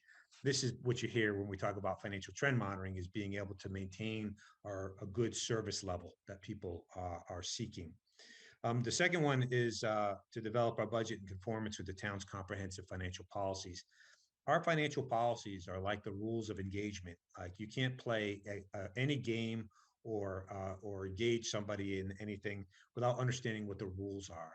And so our financial policies sets the table for what we will or won't do with regard to how we conduct ourselves financially. And so it means things like making sure that we're not using one-time revenues in the operating budget at an unsustainable level, that we're not taking on too much debt, that we're taking care of our unfunded liabilities. And so when we put our budget together, one of the primary goals is that we aren't using any one-time gimmicks. We're not borrowing or issuing debt to pay for operating expenses. We're not using one-time revenues, free cash, and stabilization funds to artificially prop up a budget that isn't sustainable in the long run. So making sure that you have well thought out financial policies, and then even more importantly, that you follow those as you put the budgets together. The third overall arching goal is to maintain Northborough as an affordable place to live and operate a business. And that means we're trying to live within the confines of Proposition 2.5, which is an arbitrary and capricious limit, but we try to do that. We want to make sure that we're encouraging good and appropriate economic development. Maintaining a single tax rate is something the board has done in furthering its goals there. And then, oddly enough, under this one of the goals is advocating for legislative priorities at the state level that improve the efficiency or effectiveness of local services, such as OPEB reform, making sure that revenue sharing models are appropriate from the state. So maintaining the town as affordable, maintaining the current level of service and maintaining the town as affordable, that balance. The fourth is the one that I think is really important for people in your role. So policymaking boards and committees tend to have, a 3-year perspective, just by nature of the appointment cycle or the election cycle. But the fourth one is to make sure that we protect the town's long-run solvency beyond the immediate budget cycle. I'm going to make sure we have clear policies regarding debt, pension obligations, OPEB, and capital investment. So we want to make sure that in balancing any individual fiscal year's budget, that we are also looking at what the long run implications are for service levels, debt, unfunded liabilities and obligations, and also capital. You know, you've heard me say multiple times, you know, you can postpone capital in an emergency, which is exactly what we did with COVID. We postponed it for a year and constrained it for a year or two. That's not a long-term solution. So you need to make sure that those long-term needs always get worked into the budget. So those are the four overarching goals when we begin our budget. Now, within each department, there are specific goals that link to these and also link to our strategic plan, our master plan, and our capital improvement plan. So just in terms of, so those kind of set the table in terms of the context and the goals. We want to make sure that what we're providing is a good budget that maintains services, is affordable, doesn't include one-time gimmicks, and takes long-range perspective and issues into consideration. So in terms of the update, state aid, as I mentioned, the governor released his budget on January 26th. We then got the detailed cherry sheets, and our budget model is carrying 1%. I mentioned to you on reserved general government aid is going up at least 2.7%. But what is happening to our state aid? Our state aid in the governor's budget is going up 1.03%. So we're 0.03% off in our model, if you want to look at it that way. We may get a little bit more. The governor submits his budget to the House. The House does their budget process, then the Senate does theirs, then they get together in a conference committee. We generally don't know what our final state aid numbers are going to be until well after town meeting. But they're not going to move for all the reasons we've discussed in the financial trend monitoring meeting and previous board meetings. They're not going to move much off that 1%. We might see another 0.5%, which, you know, you're talking about another $30,000 or $40,000 on a $5.6 million, you know, local aid account. It's not going to move the needle for anybody. And by the way, as I always mention, if any state aid that we get above what we budget after we set town meeting will just be applied, and legally must be applied, to just reduce the tax impact. So there's no downside to that, to being conservative in those numbers. But at this stage, you know, we're looking at 1%. And I did mention under legislative priorities letter, the governor filed a $2.4 billion supplemental, and this is under fiscal 2023, so the current fiscal year. And so that additional Chapter 90 money and the pothole money will be coming through. There's also there's $100 million in the winter repair program for the pothole program. And then there's $150 million for climate change grants, including the Municipal Vulnerabilities Preparedness Program. So when we meet with our legislative delegation, the governor has a bill that's out there. And so we want to talk to our delegation that we would like you to support that bill, because that would be a direct program that we could participate in. New growth, again, hasn't changed. We're still looking at 40 million. And we talked about the trends in new growth pretty detailed and had detailed discussions when we set the tax rate back in November. Local receipts, again, are level funded. We're seeing hotel meals and motor vehicle excise coming back, but we're still not back to pre-pandemic levels. So for now, we're holding those level. That assumption is the same as the one that we talked about back in December. That hasn't changed. In terms of outstanding budget items, there are three things I want to just mention to you this evening. So the first is that we are in contract negotiations with all 5 non-school unions.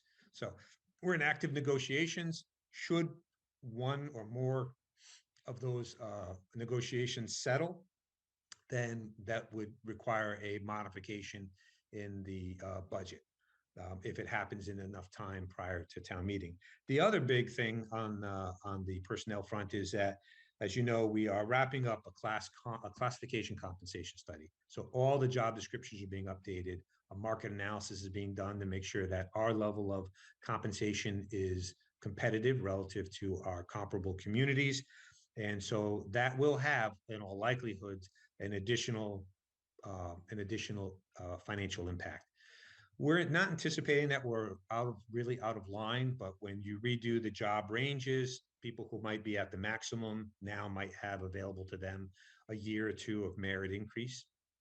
Some positions, few, if any, will be reclassified.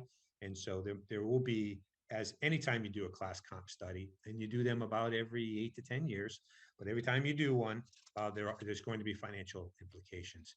So right now, since the contracts aren't settled and the class comp study isn't completed, we are going to be carrying in a central personnel board account funding sufficient to take care of those things. So that is still ongoing. Second big thing to report, and this is a real positive thing for us, is we are going to a new health insurance carrier. As you know, we put it out to bid. Fallon exited the market, and so they are only going to be interested in doing Medicare work. So they're no longer in the public sector. So we went out to bid. We had multiple meetings with our insurance advisory committee, which is all the bargaining units, including the unions in the school, K-8 school department.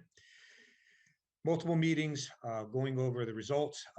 We're very happy. We're going to be moving to Harvard Pilgrim, and the insurance advisory committee was unanimous in their support for this move.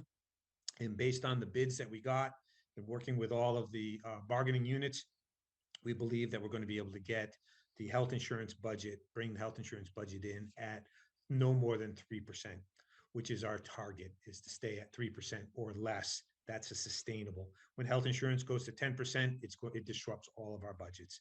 It eats up all new revenues for the general government side. So I'm pleased to report that process is complete. We did form an informal joint procurement association with the high school and Southborough. So Southborough did join in, and based on us forming that group and bidding together, we received some economies of scale, and we got a very, very favorable renewal. And the benefit level is not changed. The contribution rate by the employees is not changed. So they're happy. We got a very reputable provider. And again, we're talking about being able to work with our neighbors. Go back 5-6 years ago, Southborough, we've been trying to work with them for years, and we were never able to.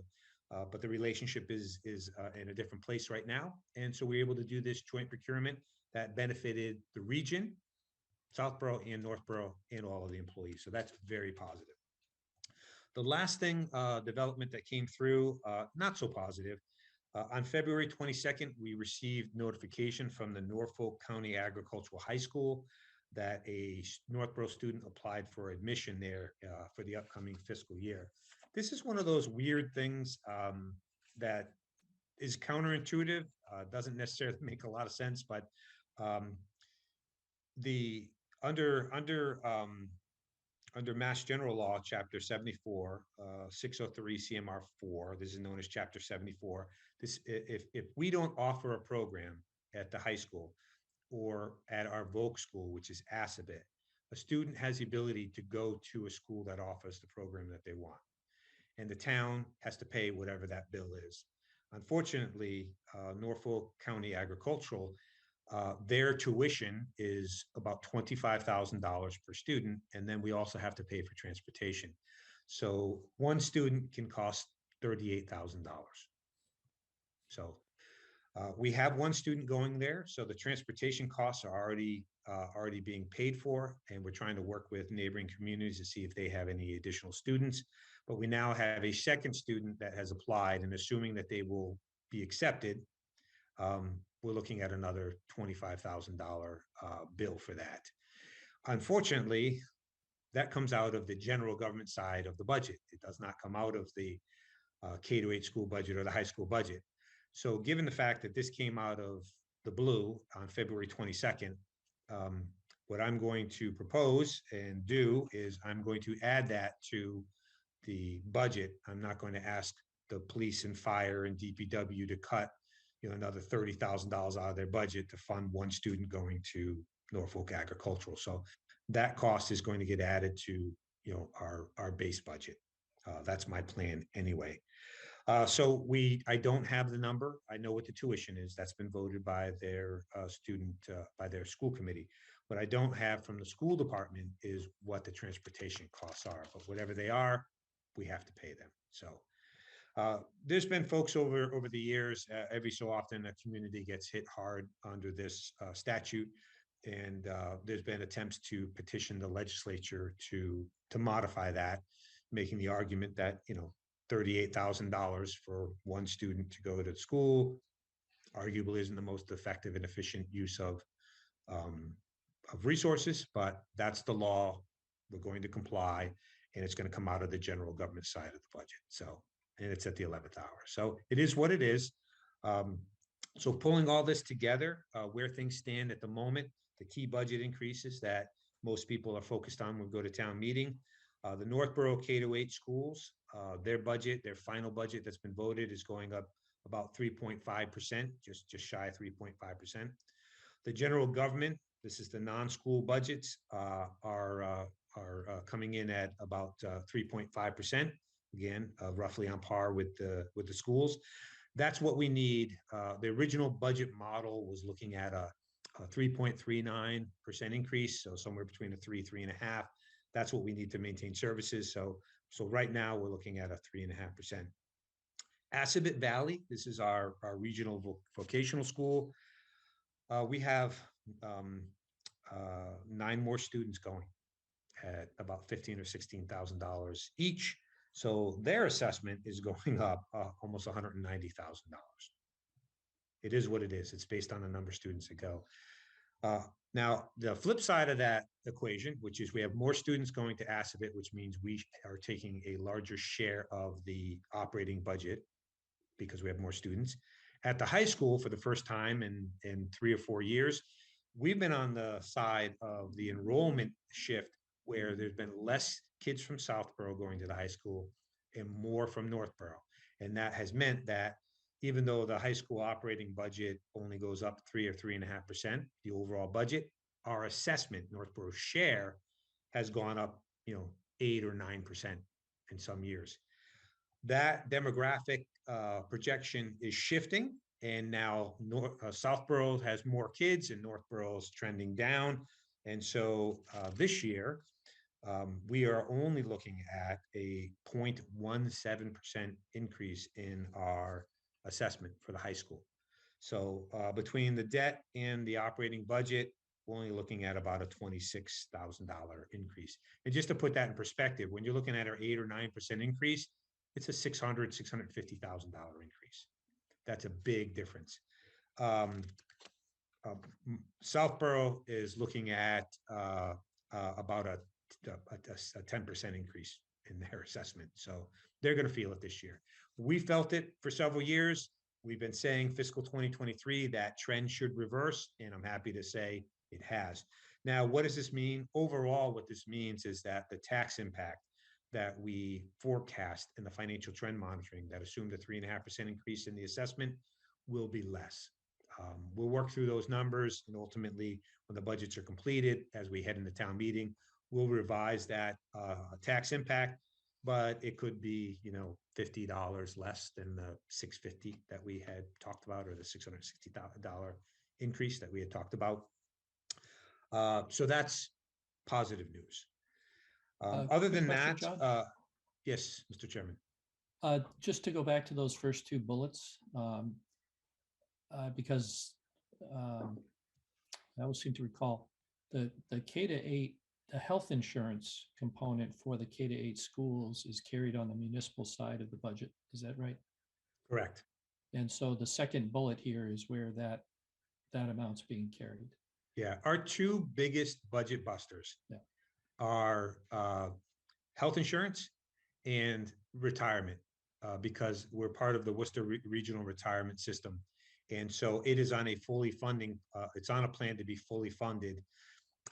And because of that, part of our assessment is to deal with the unfunded liabilities, just like part of our operating budget is to deal with the unfunded OPEB liability.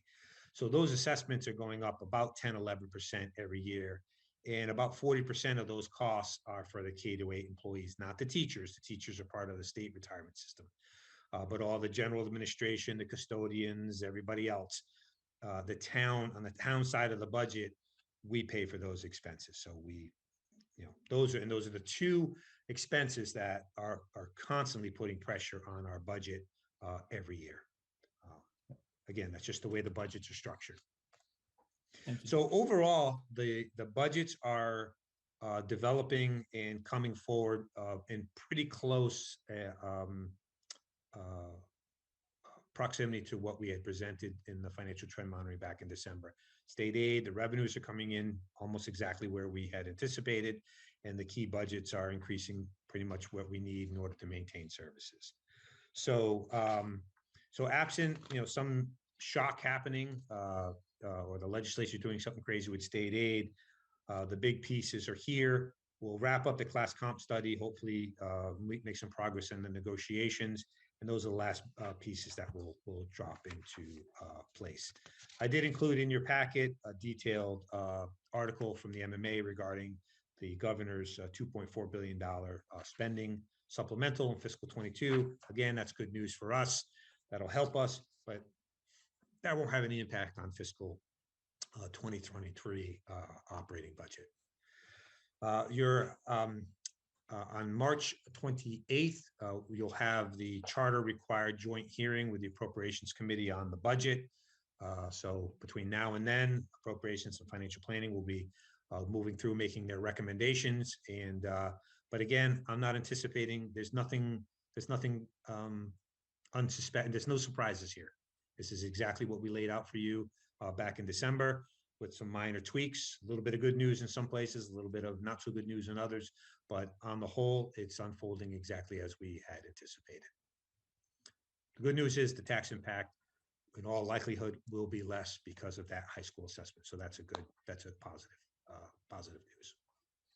So I'm happy to answer any questions anybody may have, but that's just a preliminary update for you on where things stand.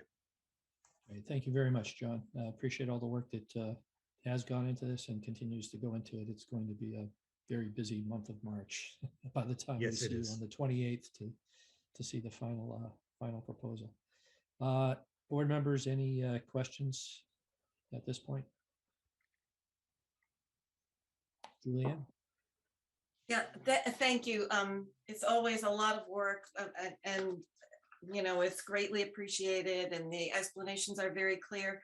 I do want to go back to a chart that you gave us at the January 24th meeting where you indicated that we would have $2.25 million from ARPA and from free cash a little over $2 million. And then when you did the expenditures, there's nothing that indicates what's coming out of ARPA money and what's coming out of free cash.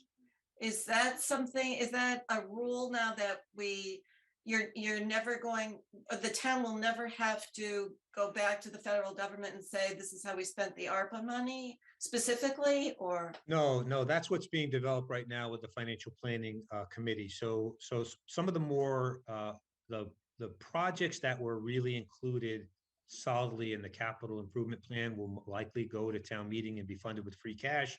Others, like the Be Well Northborough initiative, the Affordable Housing Corps request, some of the the downtown master plan study, some of the things that weren't necessarily included in the capital improvement program, but we've identified as priorities, particularly around COVID.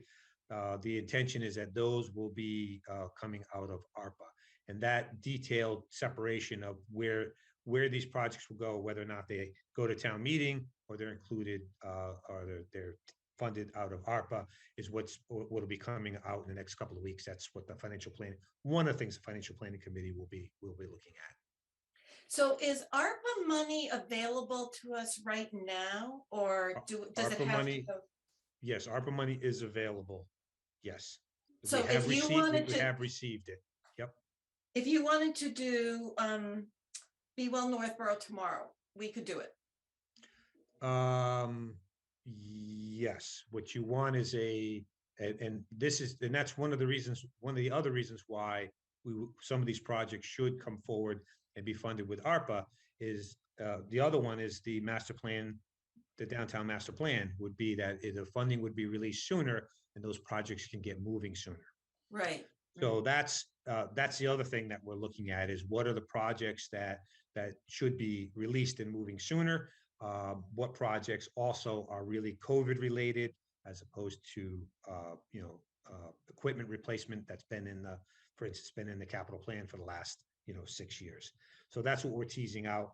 The purpose, and I know this is the chart you're referring to. The Right. purpose of that was to say, what do we have for available resources? And what are all the projects that we want to do and do they all fit?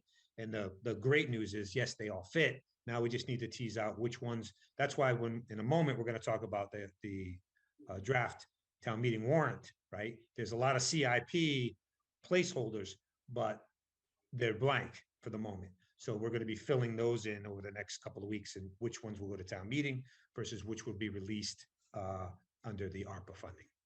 Okay. But to start though, you want to have an understanding of what are all the needs and what do you have for resources, and then yes, the next piece is to decide what's going to be funded with ARPA and what would be funded with free cash. Or there are other projects that might be funded with debt service, but they're not included in that list. Does that make sense? Okay, so I actually have a question about the Be Well Northborough initiative, and it is, I did request, but it was explained that this could not happen, that there be some resident at large members of that task force, or that the meetings would be open to the public. And so now we will, you might even already be getting requests for how to spend the money. And if you get $200,000 worth of requests, but only have $100,000, how will the public follow the decision-making process of who gets funded?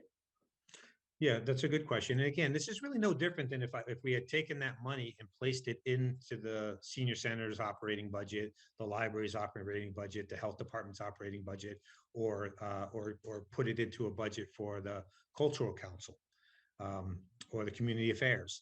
And so, as I said at the last meeting, is the idea is not to create another committee. The idea is to move this money quickly and to get projects moving and initiatives going in a fast and efficient manner.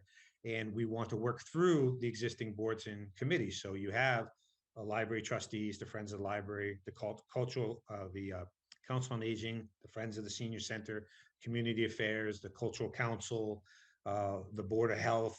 So we have all these boards and committees already. And the idea is that working with and through them will fund these projects and these programs. And again, it's no different than if the money were in the senior center budget for programming, as it is, or in the library budget for programming.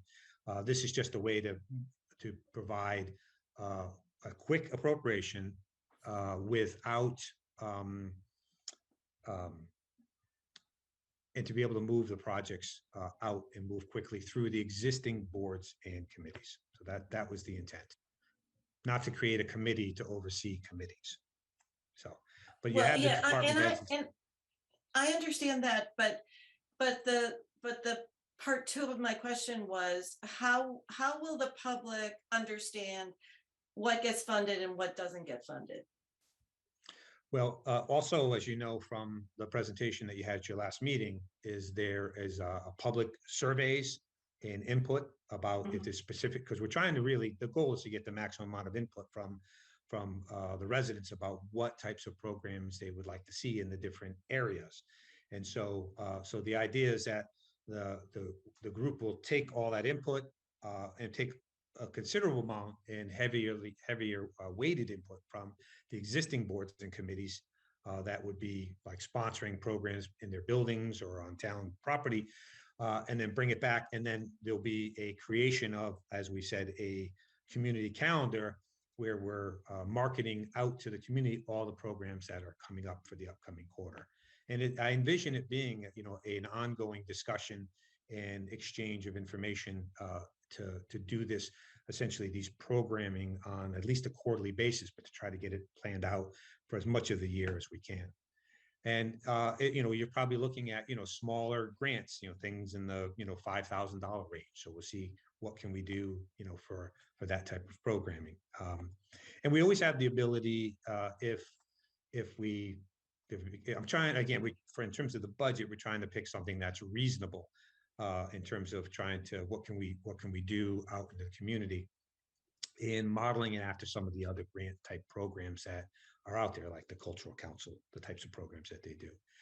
And so the idea is that, we'll get the input, we'll work with all these boards and committees, and then push this stuff out through the marketing. And again, we're interested in hearing what people's ideas are, but we're trying to move. We want to move quickly, and I want to move through again and work through the existing boards and committees. That's the goal here. I would ask that you just trust us.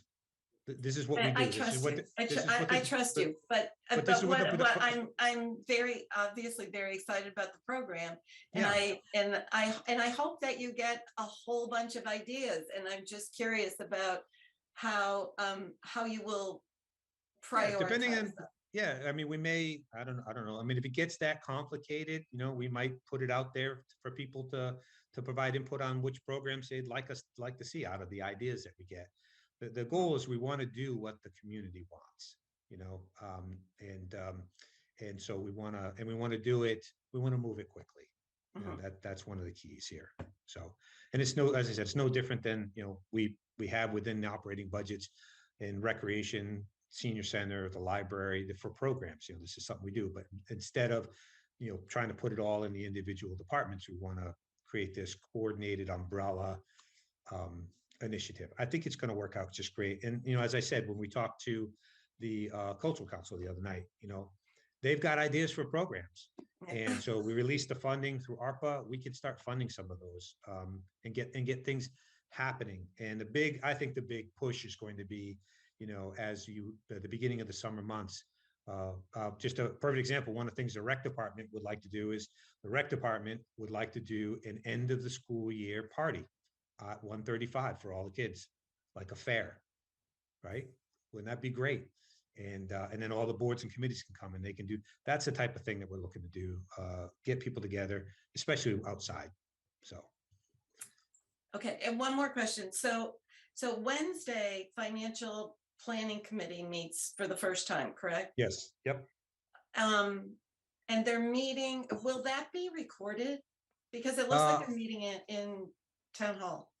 Yes, it's going to be a meeting in person. So one of the things that's happening is, you all know Jim, the Giulio. Jim is the guy who does, So I just appointed Jim as the assistant IT MIS director. Jim's a great guy. He's wrapping up his master's degree in GIS. So he's got a few more classes to go through. Jim has been hosting most of our meetings, or a lot of our nighttime meetings. Well, all of his graduate classes are now going to the nighttime. So he's no longer going to be able to host. And then we just hired him as a full-time employee during the day. So at the moment, we're a little bit jammed up about having coverage for some of these, for some of these nighttime meetings. We're going to go through, we're looking at hiring, as part of our ultimate goal here, a permanent part-time position under cable access to host the meetings as part of the access services, which is where this belongs.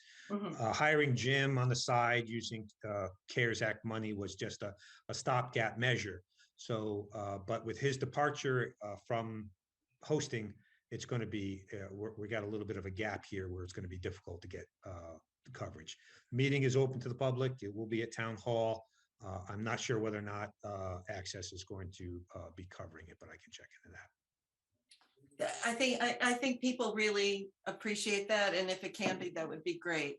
Yeah, the goal moving forward is that the financial planning and appropriations would be part of the communities, the programs. I'm sorry, the boards and committees that would be broadcast, either recorded or go out by Zoom. So. Okay. All right. Thank you. You're welcome. Thank you, Julian. Any other questions, comments about the preliminary budget proposal? Hearing none. Thank you very much, John. And we move to the next item, which is review of preliminary town meeting warrant summary. John? Okay, so these are just the a summary. These are just a listing of articles. It's basically what was submitted or requested from various boards and committees. Some of these may come off as they get a little additional review, and we may have a couple sneak on between now and your meeting on the 14th. But this is a pretty good list of what we anticipate going to town meeting. So if you just look, Articles 1 through 10 are the standard budgetary articles for the K-8 schools, Algonquin, the general government budget. Those are standard. We've got placeholders, as I said a moment ago, got 11 articles from Article 11 to 21. Again, the numbers don't matter because these numbers are going to shift around. So don't fixate on what number article any of these are, because those are likely going to change. But those are the CIP. Those are going to be the capital projects that are part of the capital budget for the FY23 budget. So those will be coming forward. And then you have the consolidated personnel bylaw. As I mentioned, we're working on the class comp study. So all of the classification and the compensation plan is going to be new because the consultant is wrapping that up. And then you move into 1, 2, 3, 4, 5, 6, 7, 8, 9, 10. Community preservation. Sorry, on the slow counting. The community preservation articles. And these are Brigham Street burial ground beautification, signage at the Kaiser Cemetery, shutter restoration at the Historical Society, fencing at Assabet Park, the design and project management for a potentially new dog park. Again, that was in the Master Plan Implementation Committee. So the CPC has agreed to essentially fund a feasibility design study. There's a design for an ADA accessible trail around the senior center. Remember, we previously submitted that for a grant that was declined. So the CPC feels like it's got some value, and we think if we fund the design to it, that we might be able to, with all the grant programs coming, get some better luck in getting that project funded. There's a preliminary design funding for pedestrian access to the Aqueduct Bridge on Hudson Street. And then the Housing Authority's creation of 8 senior rental units. This is a combination of Housing Authority funding, CPC, a state grant, and likely $100,000 in ARPA funding.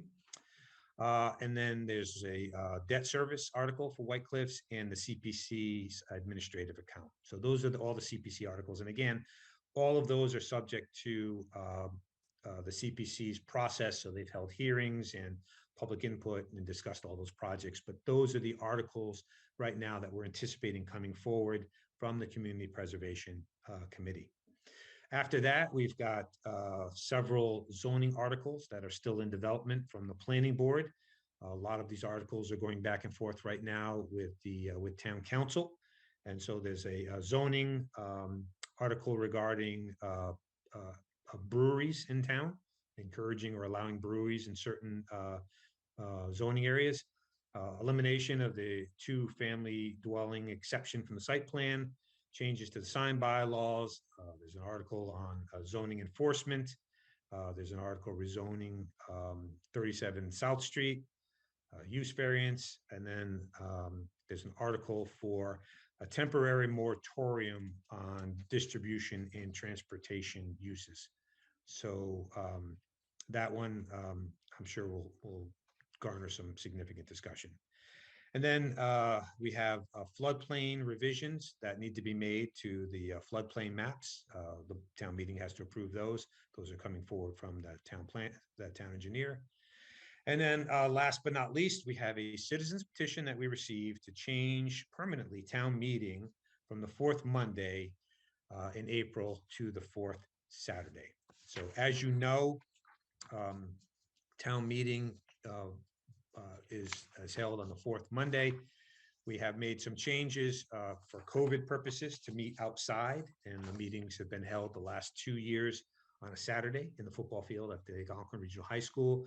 So a petitioner has filed an article to make that permanent, not necessarily the outside piece, but Saturday piece. So one of the things that I'm going to suggest that we do, because we are going to need before we post the warrant, is to decide whether or not we are going to have town meeting indoors in the auditorium on the fourth Monday of the month, or if we are going to hold town meeting one more time outside in the football field on Saturday. So my intent is to invite the moderator into your next meeting, and you can have some discussion regarding that. We're sort of in a weird spot right now. You know, you always like when things are either really bad, which means we're going to be outside, or they're really good, which means we're going to be inside, no question about it. We're in that transition, you know, as was reported at the beginning of the meeting. There is no mask requirement to be in the high school anymore. The mask requirement in the community's been lifted. The mask requirement to enter municipal buildings in Northborough has been lifted as well. The board is going to have to decide whether or not you want to have town meeting inside on a normal night, or if you want to have it outside in the football field on a Saturday. So you can give that some thought. But you know, the way things are moving right now, all the mass bands, the bands are up. You know, if you wanted to do it inside, I think most communities are moving back to having their town meetings back inside again, but I don't want to be presumptuous. So that'll be something for discussion at your next meeting. So as of right now, those are the preliminary draft of the articles that were submitted. Between now and your next meeting, we'll be going through and adding some language to things that are missing and making modifications. And your next meeting on the 14th, you will vote to close the warrant. And then between your meeting on the 14th and your meeting on the 28th, town council will review the final warrant, make any additional edits. And on March 28th, you will vote to post the warrant. So obviously we're going to need to know the date and the time and the location. So that's where we are. All in all, I'm anticipating about, 43 articles, which is pretty reasonable. We've had town meetings where we've had up to, 65 articles, and oftentimes those, will go 2 nights. The zoning articles are the ones likely to generate the most discussion, and you never know what people are going to want to talk about. So articles that you think are going to be quick and easy sometimes go long. But generally, I would anticipate that we're going to move forward into town meeting with hopefully unanimous support from all the boards and committees for the operating budgets and the capital plans like we've been able to do in years past. And that helps to smooth things along. I will work with the moderator on keeping and having a discussion about maintaining the consent agenda. So the housekeeping articles that appear every year, like reauthorizing the revolving fund limits, authorizing the treasurer to do a compensating balance agreement, those types of things that come up every year. I don't know how many, might only be a couple, but it's worth doing if it helps to streamline town meeting. I think it was very well received, and people like that the town meeting is in totality taking less time because we're streamlining it legally as best that we can. So that's what we have. You'll get more detail at your meeting on the 14th, and at which time you will vote to close the warrant. Thank you very much, John. You're welcome. Board members, any questions or comments to this point?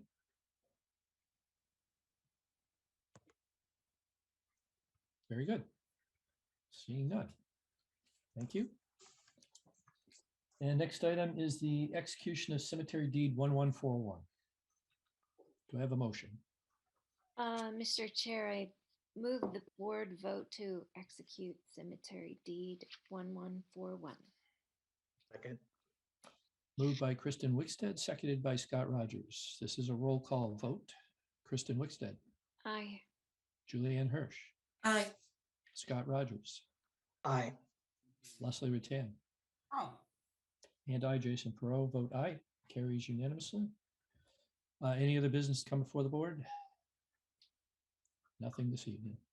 Do I have a motion to adjourn? Mr. Chair. Mr. Chairman. Oh, go ahead. I move we adjourn. Second. Moved by Scott Rogers, seconded by Julianne Hirsch. Roll call vote. Kristen Wickstead. Aye. Julianne Hirsch. Aye. Scott Rogers, Aye. Leslie Ratan, Aye. and I, Jason Pro, vote aye. We are adjourned. Thank you all this evening for your participation and information, and look forward to seeing you at the next meeting. Good night. Thank you. Take Good night, care. all. Take care.